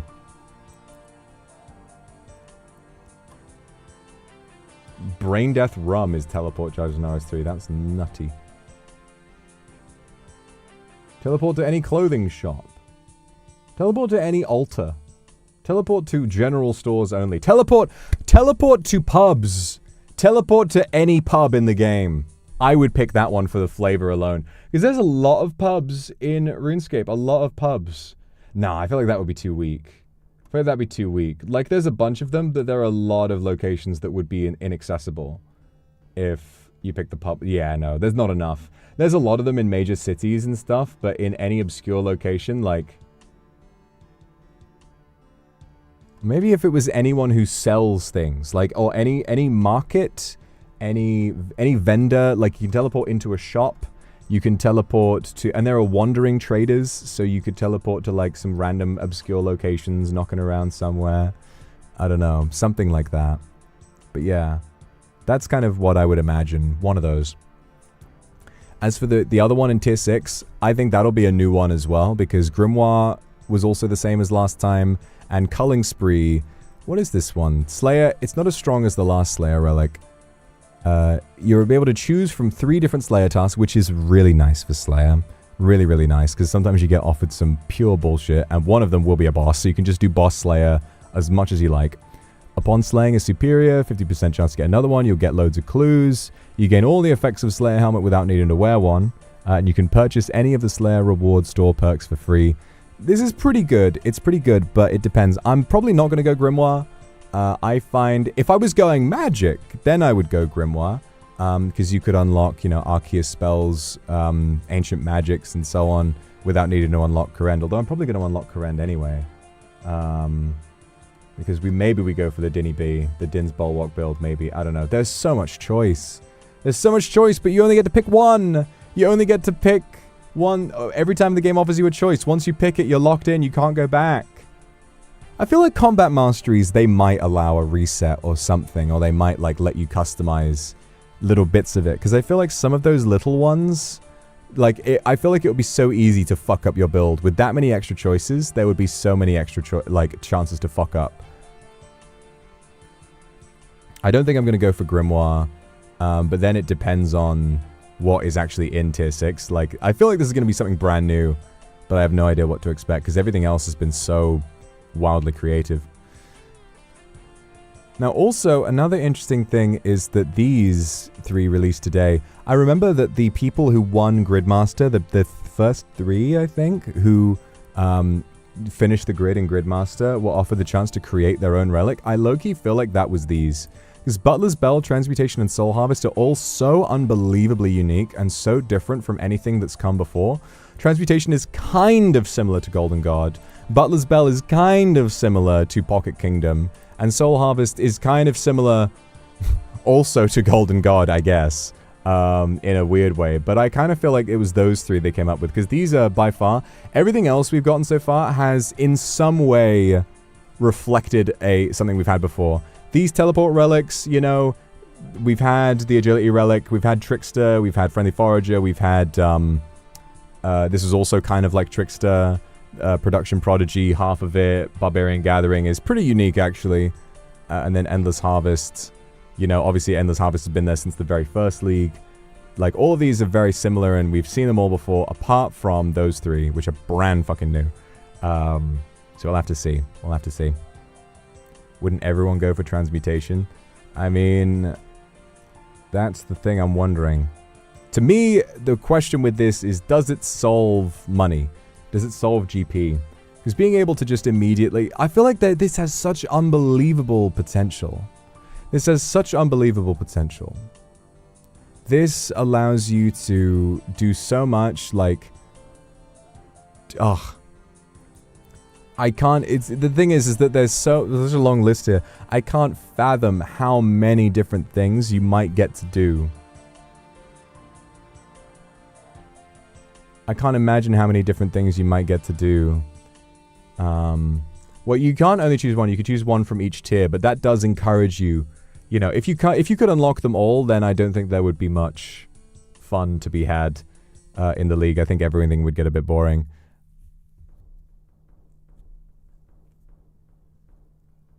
And based on what's revealed so far, I think I'm leaning abundance. Ugh, I actually don't know. I think I'm leaning abundance, Hopfoot, Map of Alacrity, Butler's Bell, Soul Harvest, I guess Culling Spree. I'll probably go for whatever this one is, and then Flask of Fervor. I mean, Minion it does a lot of damage. Minion, a max hit of 10 with a 3-tick attack speed, and it always hits, and it's a little minion that follows you around, which is pretty funny. But every time you use you consume 5 unique equipable Zamorak items, which would be helped by the Clue Relic, increasing your minion's max hit by 2. So your max hit can go up to 20, which drastically increases the damage. That essentially doubles the damage of it. So imagine 20 damage, roughly, or like average 10 damage every 3 ticks, just going ping, ping, ping, ping, and that does it for you. You don't have to worry about it. It does whatever style you need to do. That completely clears Nylos. I don't like picking this because it feels boring. Minion feels kind of boring to me. Like, it's just extra damage on top of what you're already doing. It does run up and pick items up off the floor, which would be good for Slayer, but I feel like by the time you hit tier 8, you've probably already done with Slayer. Flask of Fervor, like, as a survivable option is really nice, but I have no idea what they're putting here. Probably a spec relic, but then there's so much for specs on the combat masteries or the demonic packs page that I have no idea. You know, I have no idea. They could do something entirely brand new here. I feel like they will. Something brand new here, because Flask of Fervor is similar to Undying Retribution, and Minion is Guardian. Something brand new here? Maybe.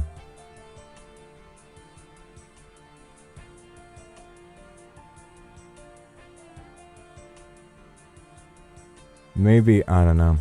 I don't know. I really don't know. I really don't know. But that's the exciting part about it. I feel like the biggest mystery to me is the final tier 6 relic. It could be absolutely fucking anything. This could literally be, like, check this to get a golden ticket to Willy Wonka's chocolate factory for all I know.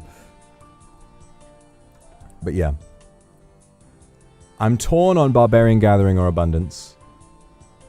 I kind of don't know enough about... I mean, Woodsman... Okay, another big thing about Woodsman is that whenever, you know, Hunter Traps give a random herb seed or tree seed. That's pretty fucking good. That's pretty good. A random herb seed or tree seed.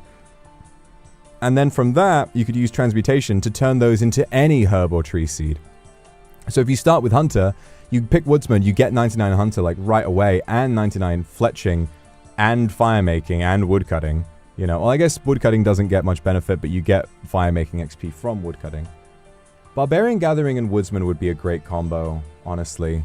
If you got Barbarian Gathering to level up your gathering skills right away, and then you picked Woodsman to do Fletching, all of that, I guess the only thing is that these are easy to level up anyway.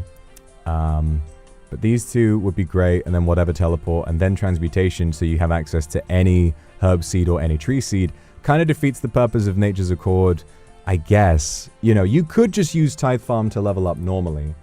Like, because if Tithe Farm is 37,000 XP for 100 fruits, so if you just did a load of Tithe Farm, it would take a few hours. It takes 19 minutes to get 100 fruits if you use a really good method.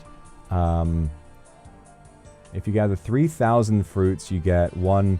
Yeah, so if you play Tithe Farm for like 10 fucking hours, Then you get 1 million XP, which with the League multiplier, that gives you, that would give you 99 farming. Which, I mean, sounds kind of boring, so I don't know, I'm feeling Nature's Accord, but then Soul Harvest, what am I doing about prayer? What am I doing about runecrafting? Runecrafting, you do nothing about. If you don't pick this, you do nothing with runecrafting. Runecrafting is dead to you unless they do Banker's Note, but I don't think they will. I think they're going to do something new.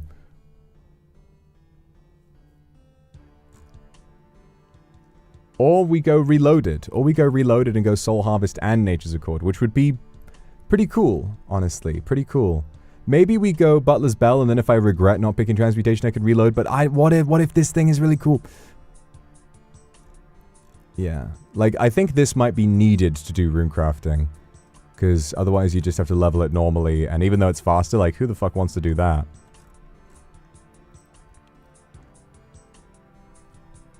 Really interesting decisions to be made.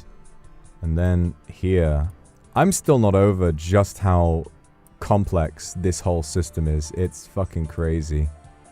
What's going on the screen? Bah. It keeps flashing with Yama's face. The fuck? Shut it off. Best enjoyed on desktop. I don't know about all that. Hang on. One sec.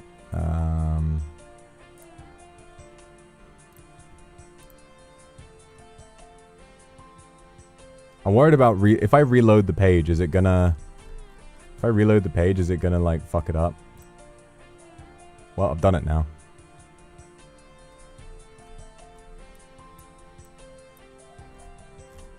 Oh no, it's back, okay. Okay, cool. That's good. Yeah. I feel like right now what I'm leaning towards...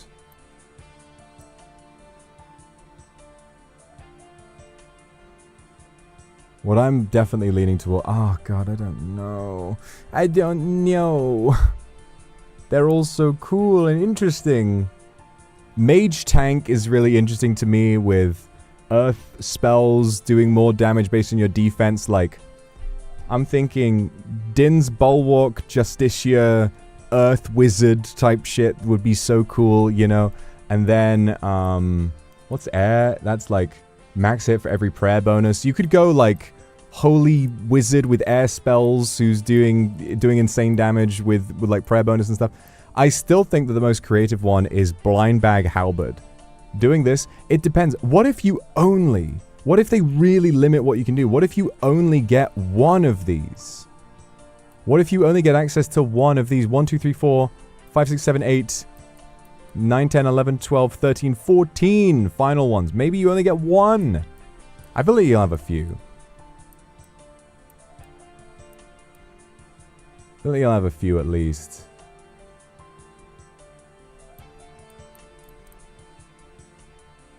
The max hit of your blind bag. I guess with the blind bag, the nice thing about this is that this is, you know, up to a maximum of 10%.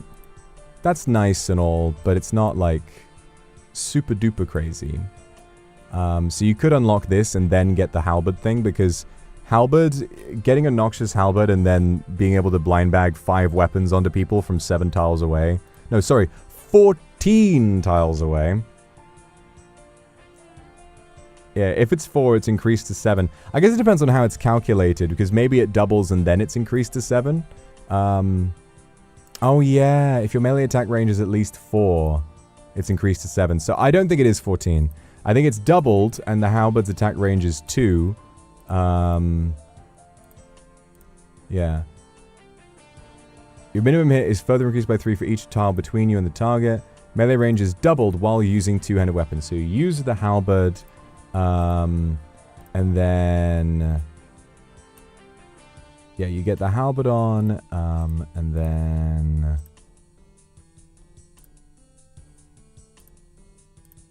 yeah. If you get that halberd on, then it goes up to 4, and then it goes up to 7. So you're going from 7 tiles away. Yeah, 14 tiles would have been a little ridiculous. Oh my god. And then prayer bonus as well. Ah! Ah! Ah! There's so much to pick from. 50% of your worn prayer bonus is so crazy. A shield. Like, shields are... a 0.1% chance per defense level to reflect. So 10% chance to reflect all damage back at the attacker. With the Dinny B... The Thorns effect triggers, it will always hit twice. Like, Thorns... like, these are definitely designed to go together. Thorns and the Earth magic, you know, getting maximum defense possible, wearing that Justicia with the Dinny B, and then having Earth spells. So you're constantly... Everything that hits you gets hit back, and you're using Earth Surge, and you're dealing crazy damage to everything that's far away. It's, you know, any boss that has adds mechanics where little minions come out and fight you, those things are going to run up to you and instantly fucking die to the Thorns. Meanwhile, you're still dealing damage to the other guy. Wasn't there stuff about elemental weaknesses? Because there is the fact of the matter is elemental weaknesses are very interesting. Yeah, blood now counts as fire spells.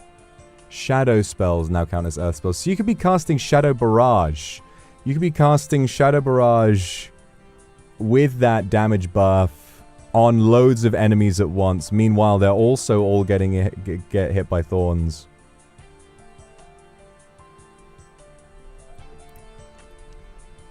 Oh yeah, and your attack rate is sped up by 2 ticks as well. I cannot really reduce... So you're going to get a 2-tick, like, harm stuff, whatever it is. Sped up by 3 ticks. So the Shadow is going to be 2-tick. Shadow's 2-tick. The... What is it? The Trident is going to be 1-tick. 1-tick Trident. 1-tick Trident, guys. Oh, Lord above. 1-tick Trident. And then what else do we do with Trident? There is actually so much choice here. There is so much that you could do. Is there anything from, like, more from Powered Staves? Attack with Powered Staves is sped up by 3 ticks. One-handed Power Staves have their max hit reduced. Oh yeah, I just looked at that.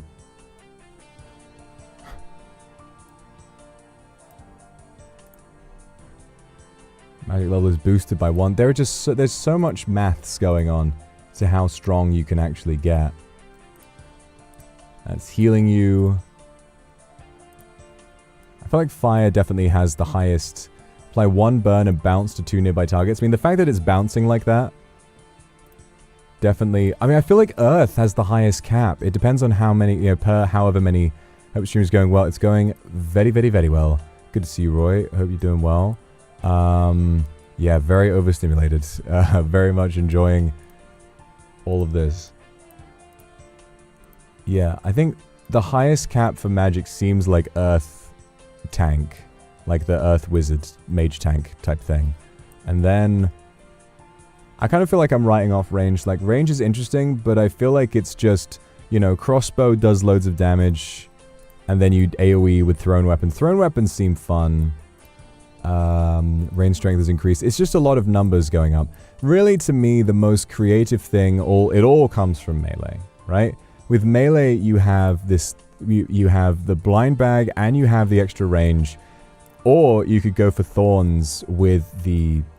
These are my 2 big choices, I think, you know? I think some sort of prayer bonus... Or maybe prayer bonus is better to go this way. Because if you start here, you can kind of build out, grab the thorns, and then that's... You just need that 1 line, really. And then sort of maybe work your way down here. Whereas... And then you can go over here and just grab earth and that. And then you would be done. And you could just... Then afterwards, you can grab all of the prayer stuff. Meanwhile, I think it could be the case where you can at most go up and grab 2. Because that's the kind of the way they've built ranged. Ranged ones have 2 of these big guys each. You have 3 instead of having 4 paths with a unique special, you've got 3. The hitting with a bow increases your max bow's minimum hit by 1, capping at 15% of your base maximum hit. I feel like this is really boring and underwhelming. The crossbow one is crazy, and then this one is, you know, thrown weapons. ranged accuracy is increased, and you hit multiple targets, which also with the echoes up to 4 times, like, you're going to be hitting people a lot of the time, especially with a 1-tick blowpipe being a thrown weapon. You're going to be like AoEing, and each hit has a chance to cause echoes, and echoes bounce off of other echoes, and it goes frrrr. Ranged is definitely the attack speed, like, fast, you know, machine gun one. I just think that this is the coolest thing. The blind bag paired with the 7 tile radius halberd you can use to attack from bloody miles away, and then drop all these weapons on people's heads. You know, 5 weapons sat in your inventory. I would love to try that gauntlet strat that we talked about, where, you know, you get 5... You try and find 5 halberds while you're in the gauntlet, and all of them then become your blind bag weapons, and so you're just penetrating the prayer, you're doing all the damage you need to do, and you're constantly just... all the halberds are falling from the sky. It is absurd. It is absolutely absurd. Oh, wow. Oh, wow.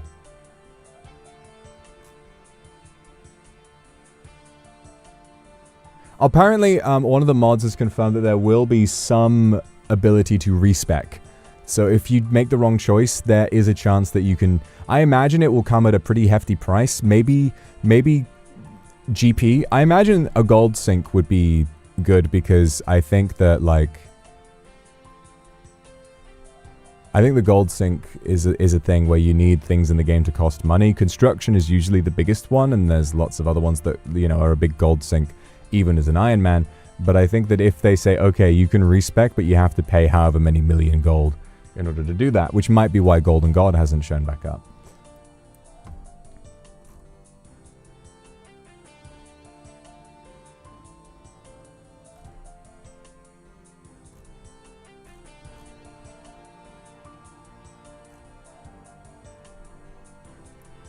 Yeah, I'm really curious.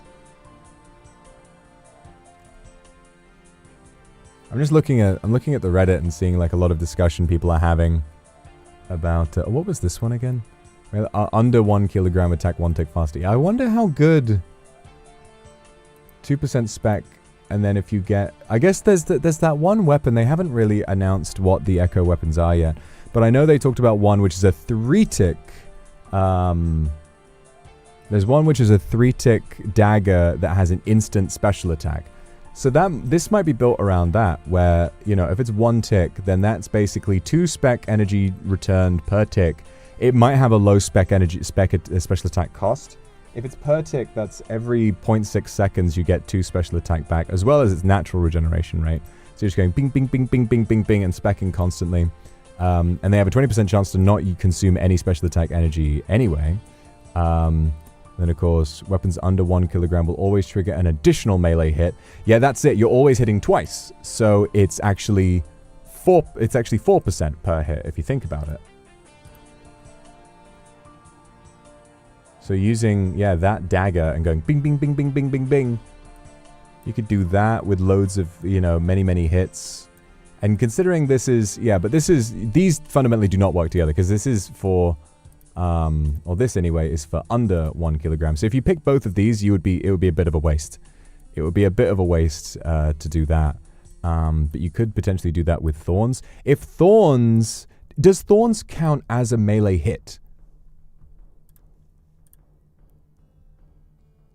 Melee damage. So Thorns also counts as a melee hit. So Thorns is regenerating your special attack as well. So if you pick this, you know, any enemy that's hitting you, and it includes with 0 damage, you're hitting them with Thorns. You could potentially also be wearing a Echo Boots or Ring of Recoil. You can also do this with all the damage being reflected. Attacking with a melee weapon or Thorns, you could be getting healed. Now it said, oh yeah, this is a 10% thing. Now this is interesting, because this is paired up based off the distance between you and your target. This is attacking with a melee weapon. Okay, so that's different. That's different. That doesn't synergize with that. Yeah, this seems really, really interesting. When the Thorns effect triggers, it will always hit twice. So Thorns triggers, it hits twice. So really, you are constantly, especially if you're up against multiple enemies, or you get hit by a multi-hit attack or something, you're constantly regenerating your spec. And it depends on how powerful that spec is, because it hits instantly. Apparently, it's not even like a one-tick thing. It's just bam, bam, bam, bam. That's pretty nuts. That's pretty nuts. Melee is sparking my imagination.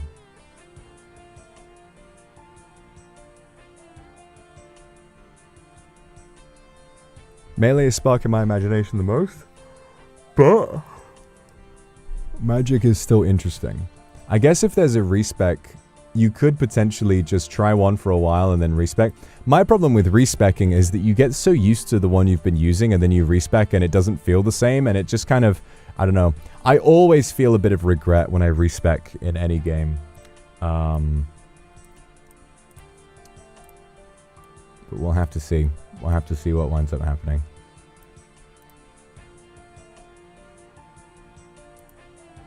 Yeah, I mean, this is encouraging hybrid. You know, your next attack with a different style.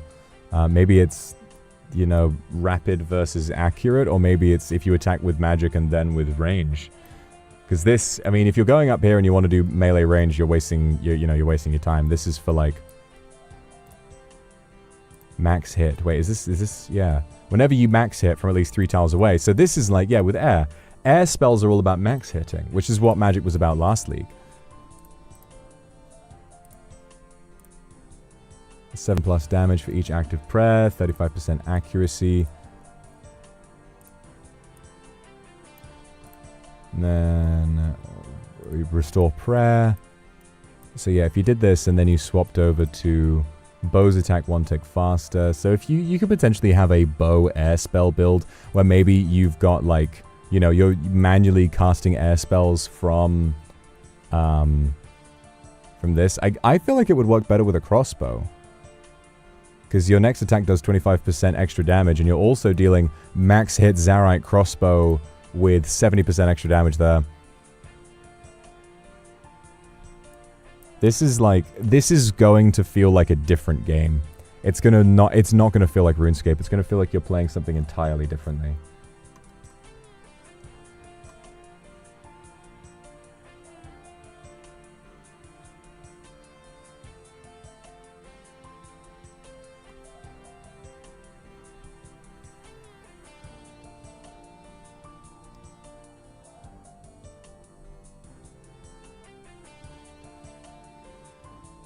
And I'm looking at like the theory crafting on Reddit as well, and there's a lot of... Okay, we've got an FAQ. FAQ from one of the mods. One of the J mods. Okay. So for the relics. Soul Harvest does not produce 10x soul shards with Nature's Accord. Ah, damn. Oh, that was the whole theory crafting thing we did. We did the maths on that. Okay, it doesn't do that. Tithe Farm doesn't generate soul shards. Okay. Because if it did, then prayer and these two relics working in tandem would instantly just completely solve prayer and farming, and you'd be done in an hour. Don't shoot the messenger on these. I will, unfortunately.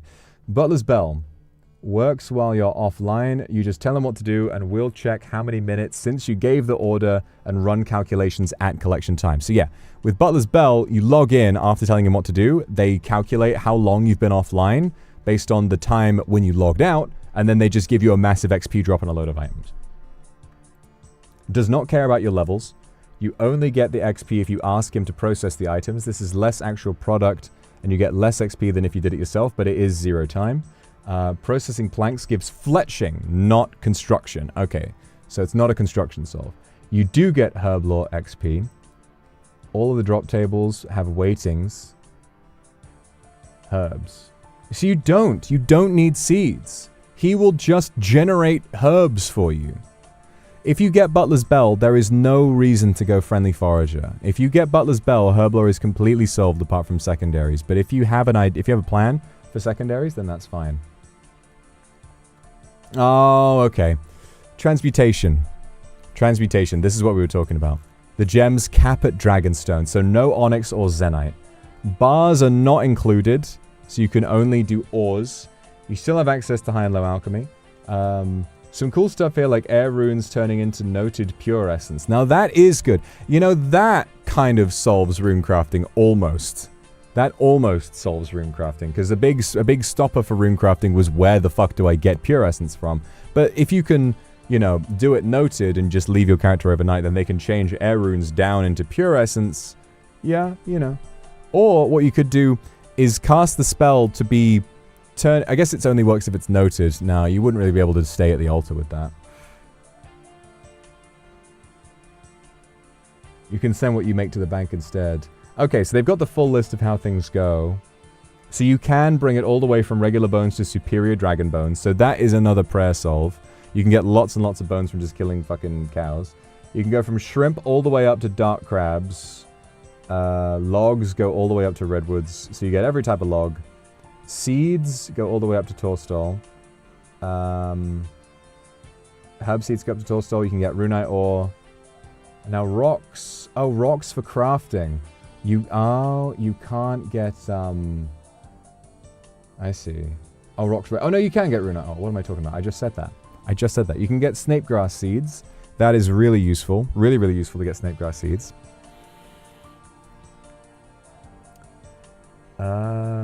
Hides. You can get black dragon hide from cow hide, which is hilarious.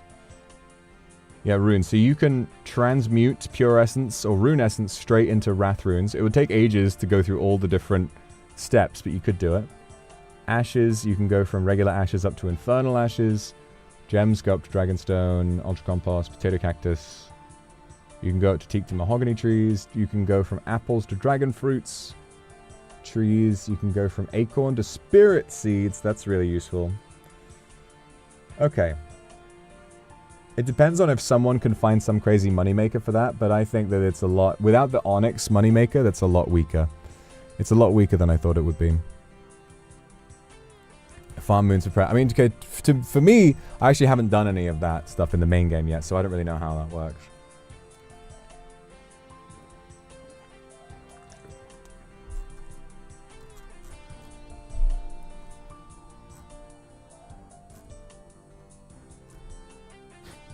Yeah, Noxious Halberd, this league is like...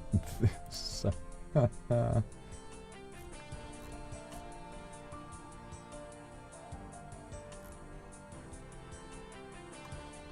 this is very exciting. Wow. Wow, wow, wow. Wow, wow, wow, wow, wow, wow. Well, wow. What a day. What a day. I'm going to have to wait and see how these theory crafters, like, you know, who are smarter than me and know more about the game than me, are going to be able to figure out what to do with this. But I'm very excited. All of my excitement from, you know, I was excited before, but the excitement has now officially fucking leveled up. So, I'm going to leave the stream there. I think I need to get on with a little bit. I've been sat down for too long. I need to get up. I need to stretch. Need to make sure I get some food. Oh my god, it's almost 8. It's almost fucking 8 o'clock. Jesus, what happened? Where did that go? Oh my god. It's almost 8 o'clock. Need to get some food in. Get schedule done for next week. Get set up. Also, real quick before I go. I need a few more ideas for stream this week. So I want to do another English teaching stream, maybe something, I'm not sure what subject to do for it. We already did food and we did slang and we did culture. Maybe like taking it, you know, going away from British stuff, maybe we can talk about something else. Maybe I liked on Billy Billy doing like the literature analysis, the little like walkthrough of Shakespeare, maybe something like that.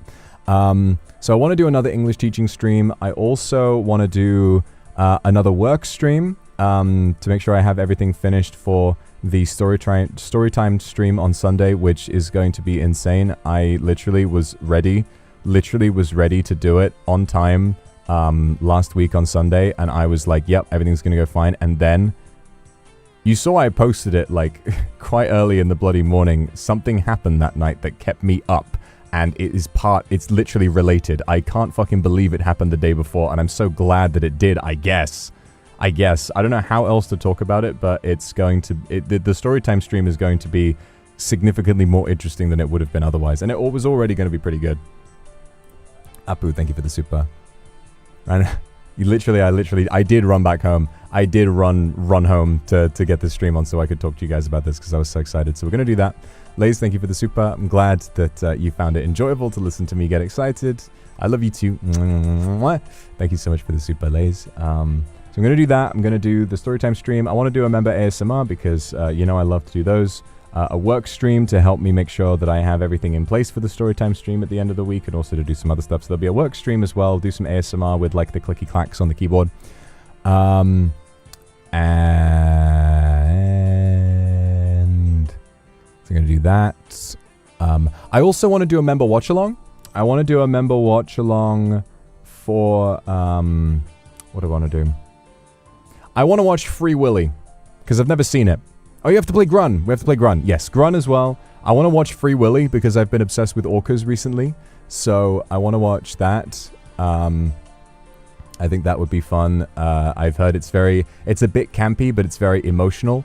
I want to watch Free Willy, and it's like, I know that like the whole thing of, oh, you know, it isn't right that the orca who was the actor in Free Willy, obviously, I think that, I'm not sure what happened. I think the actor was returned to the wild. There was a big thing about, you know, Free Keiko and all of that, where that orca got returned to the wild. But I still think it's worth watching, you know. I really do think that it's going to be fun to see that as a guy who is now an official orca fan, which is nice. I think that I've come out the other side of my fascination with sea mammals and sea animals, and I think that the orca reigns supreme as my goat. But I do love humpback whales as well because they're very kind. Apu, mwah, of course you can have a little kiss from me. A little kiss from me. And then so yeah, that's a few of them. Grun, Dorian Gray, could do. Yeah, could finally be time to go back to that. If I can find my copy of the book. If I can find it.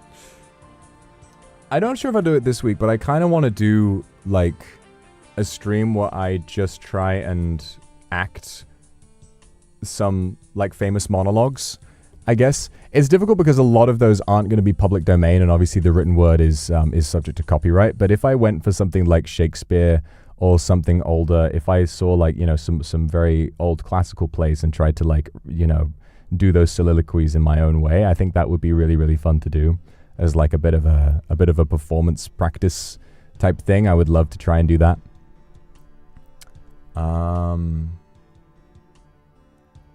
Yeah, something like that. Does anyone else have any ideas or requests for this week? I remember once I did, what was it? I remember for an assignment in uni, I was doing an acting unit, and I did the bit from Three Billboards Outside Ebbing, Missouri, when Mildred is talking to the priest, and she says, and she's like, if you join the gang, you're culpable, or all of that. I did that one. That was a terrible. That was just me saying the line. I wasn't that bad when I was doing the actual thing. Very lively. Thank you for the super. Have a nice rest. Thank you for running to share your happiness and excitement about OSRS. Yippee. Yeah, I definitely will. I'm so excited. So excited. I'm glad you enjoyed the excitement as well. Thank goodness You're Here is a very British game. Yeah, maybe. Drawing, typing ASMR with handcam. Typing ASMR with handcam would be interesting. That would be kind of interesting, actually. The only problem with ASMR for that is that the ASMR mic is going to be like suspended over top of the keyboard to catch the keyboard sounds, and then if I want to lean into the ASMR mic, you know, obviously I don't want to just go straight next to something that's on camera. But maybe I could figure out a setting for that. That'd be kind of nice. Oh yeah, Garden of Banban we need to play as well.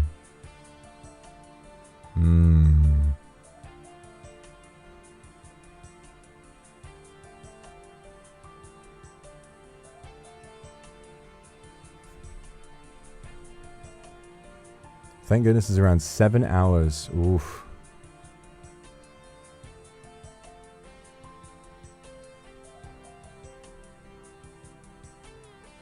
What about Requiem? I'm talking with Requiem. We're figuring stuff out.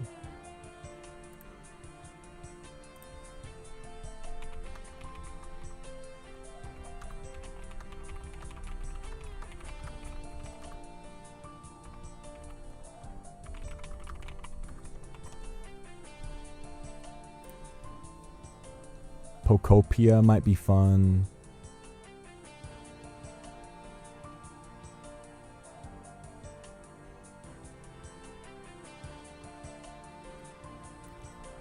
Yeah. Either way, we will figure it out, and we will do lots of fun streams leading up to Sunday, and then next week we got Monday, Tuesday. I'll probably take a day off Tuesday next week because the following day is going to be Leagues, and I know that I'm going to be streaming Leagues every day for the rest of the week. So yeah, there's definitely some fun stuff to be planned, but I'm going to work hard, and we're going to have a great rest of our week, so thank you guys for coming out today. I am going to... Who shall we raid into today? Who shall we do the big raid into today? Who is going to be raided into on this fine day today? Zally rated us. We must share the love. We must move the love along. Who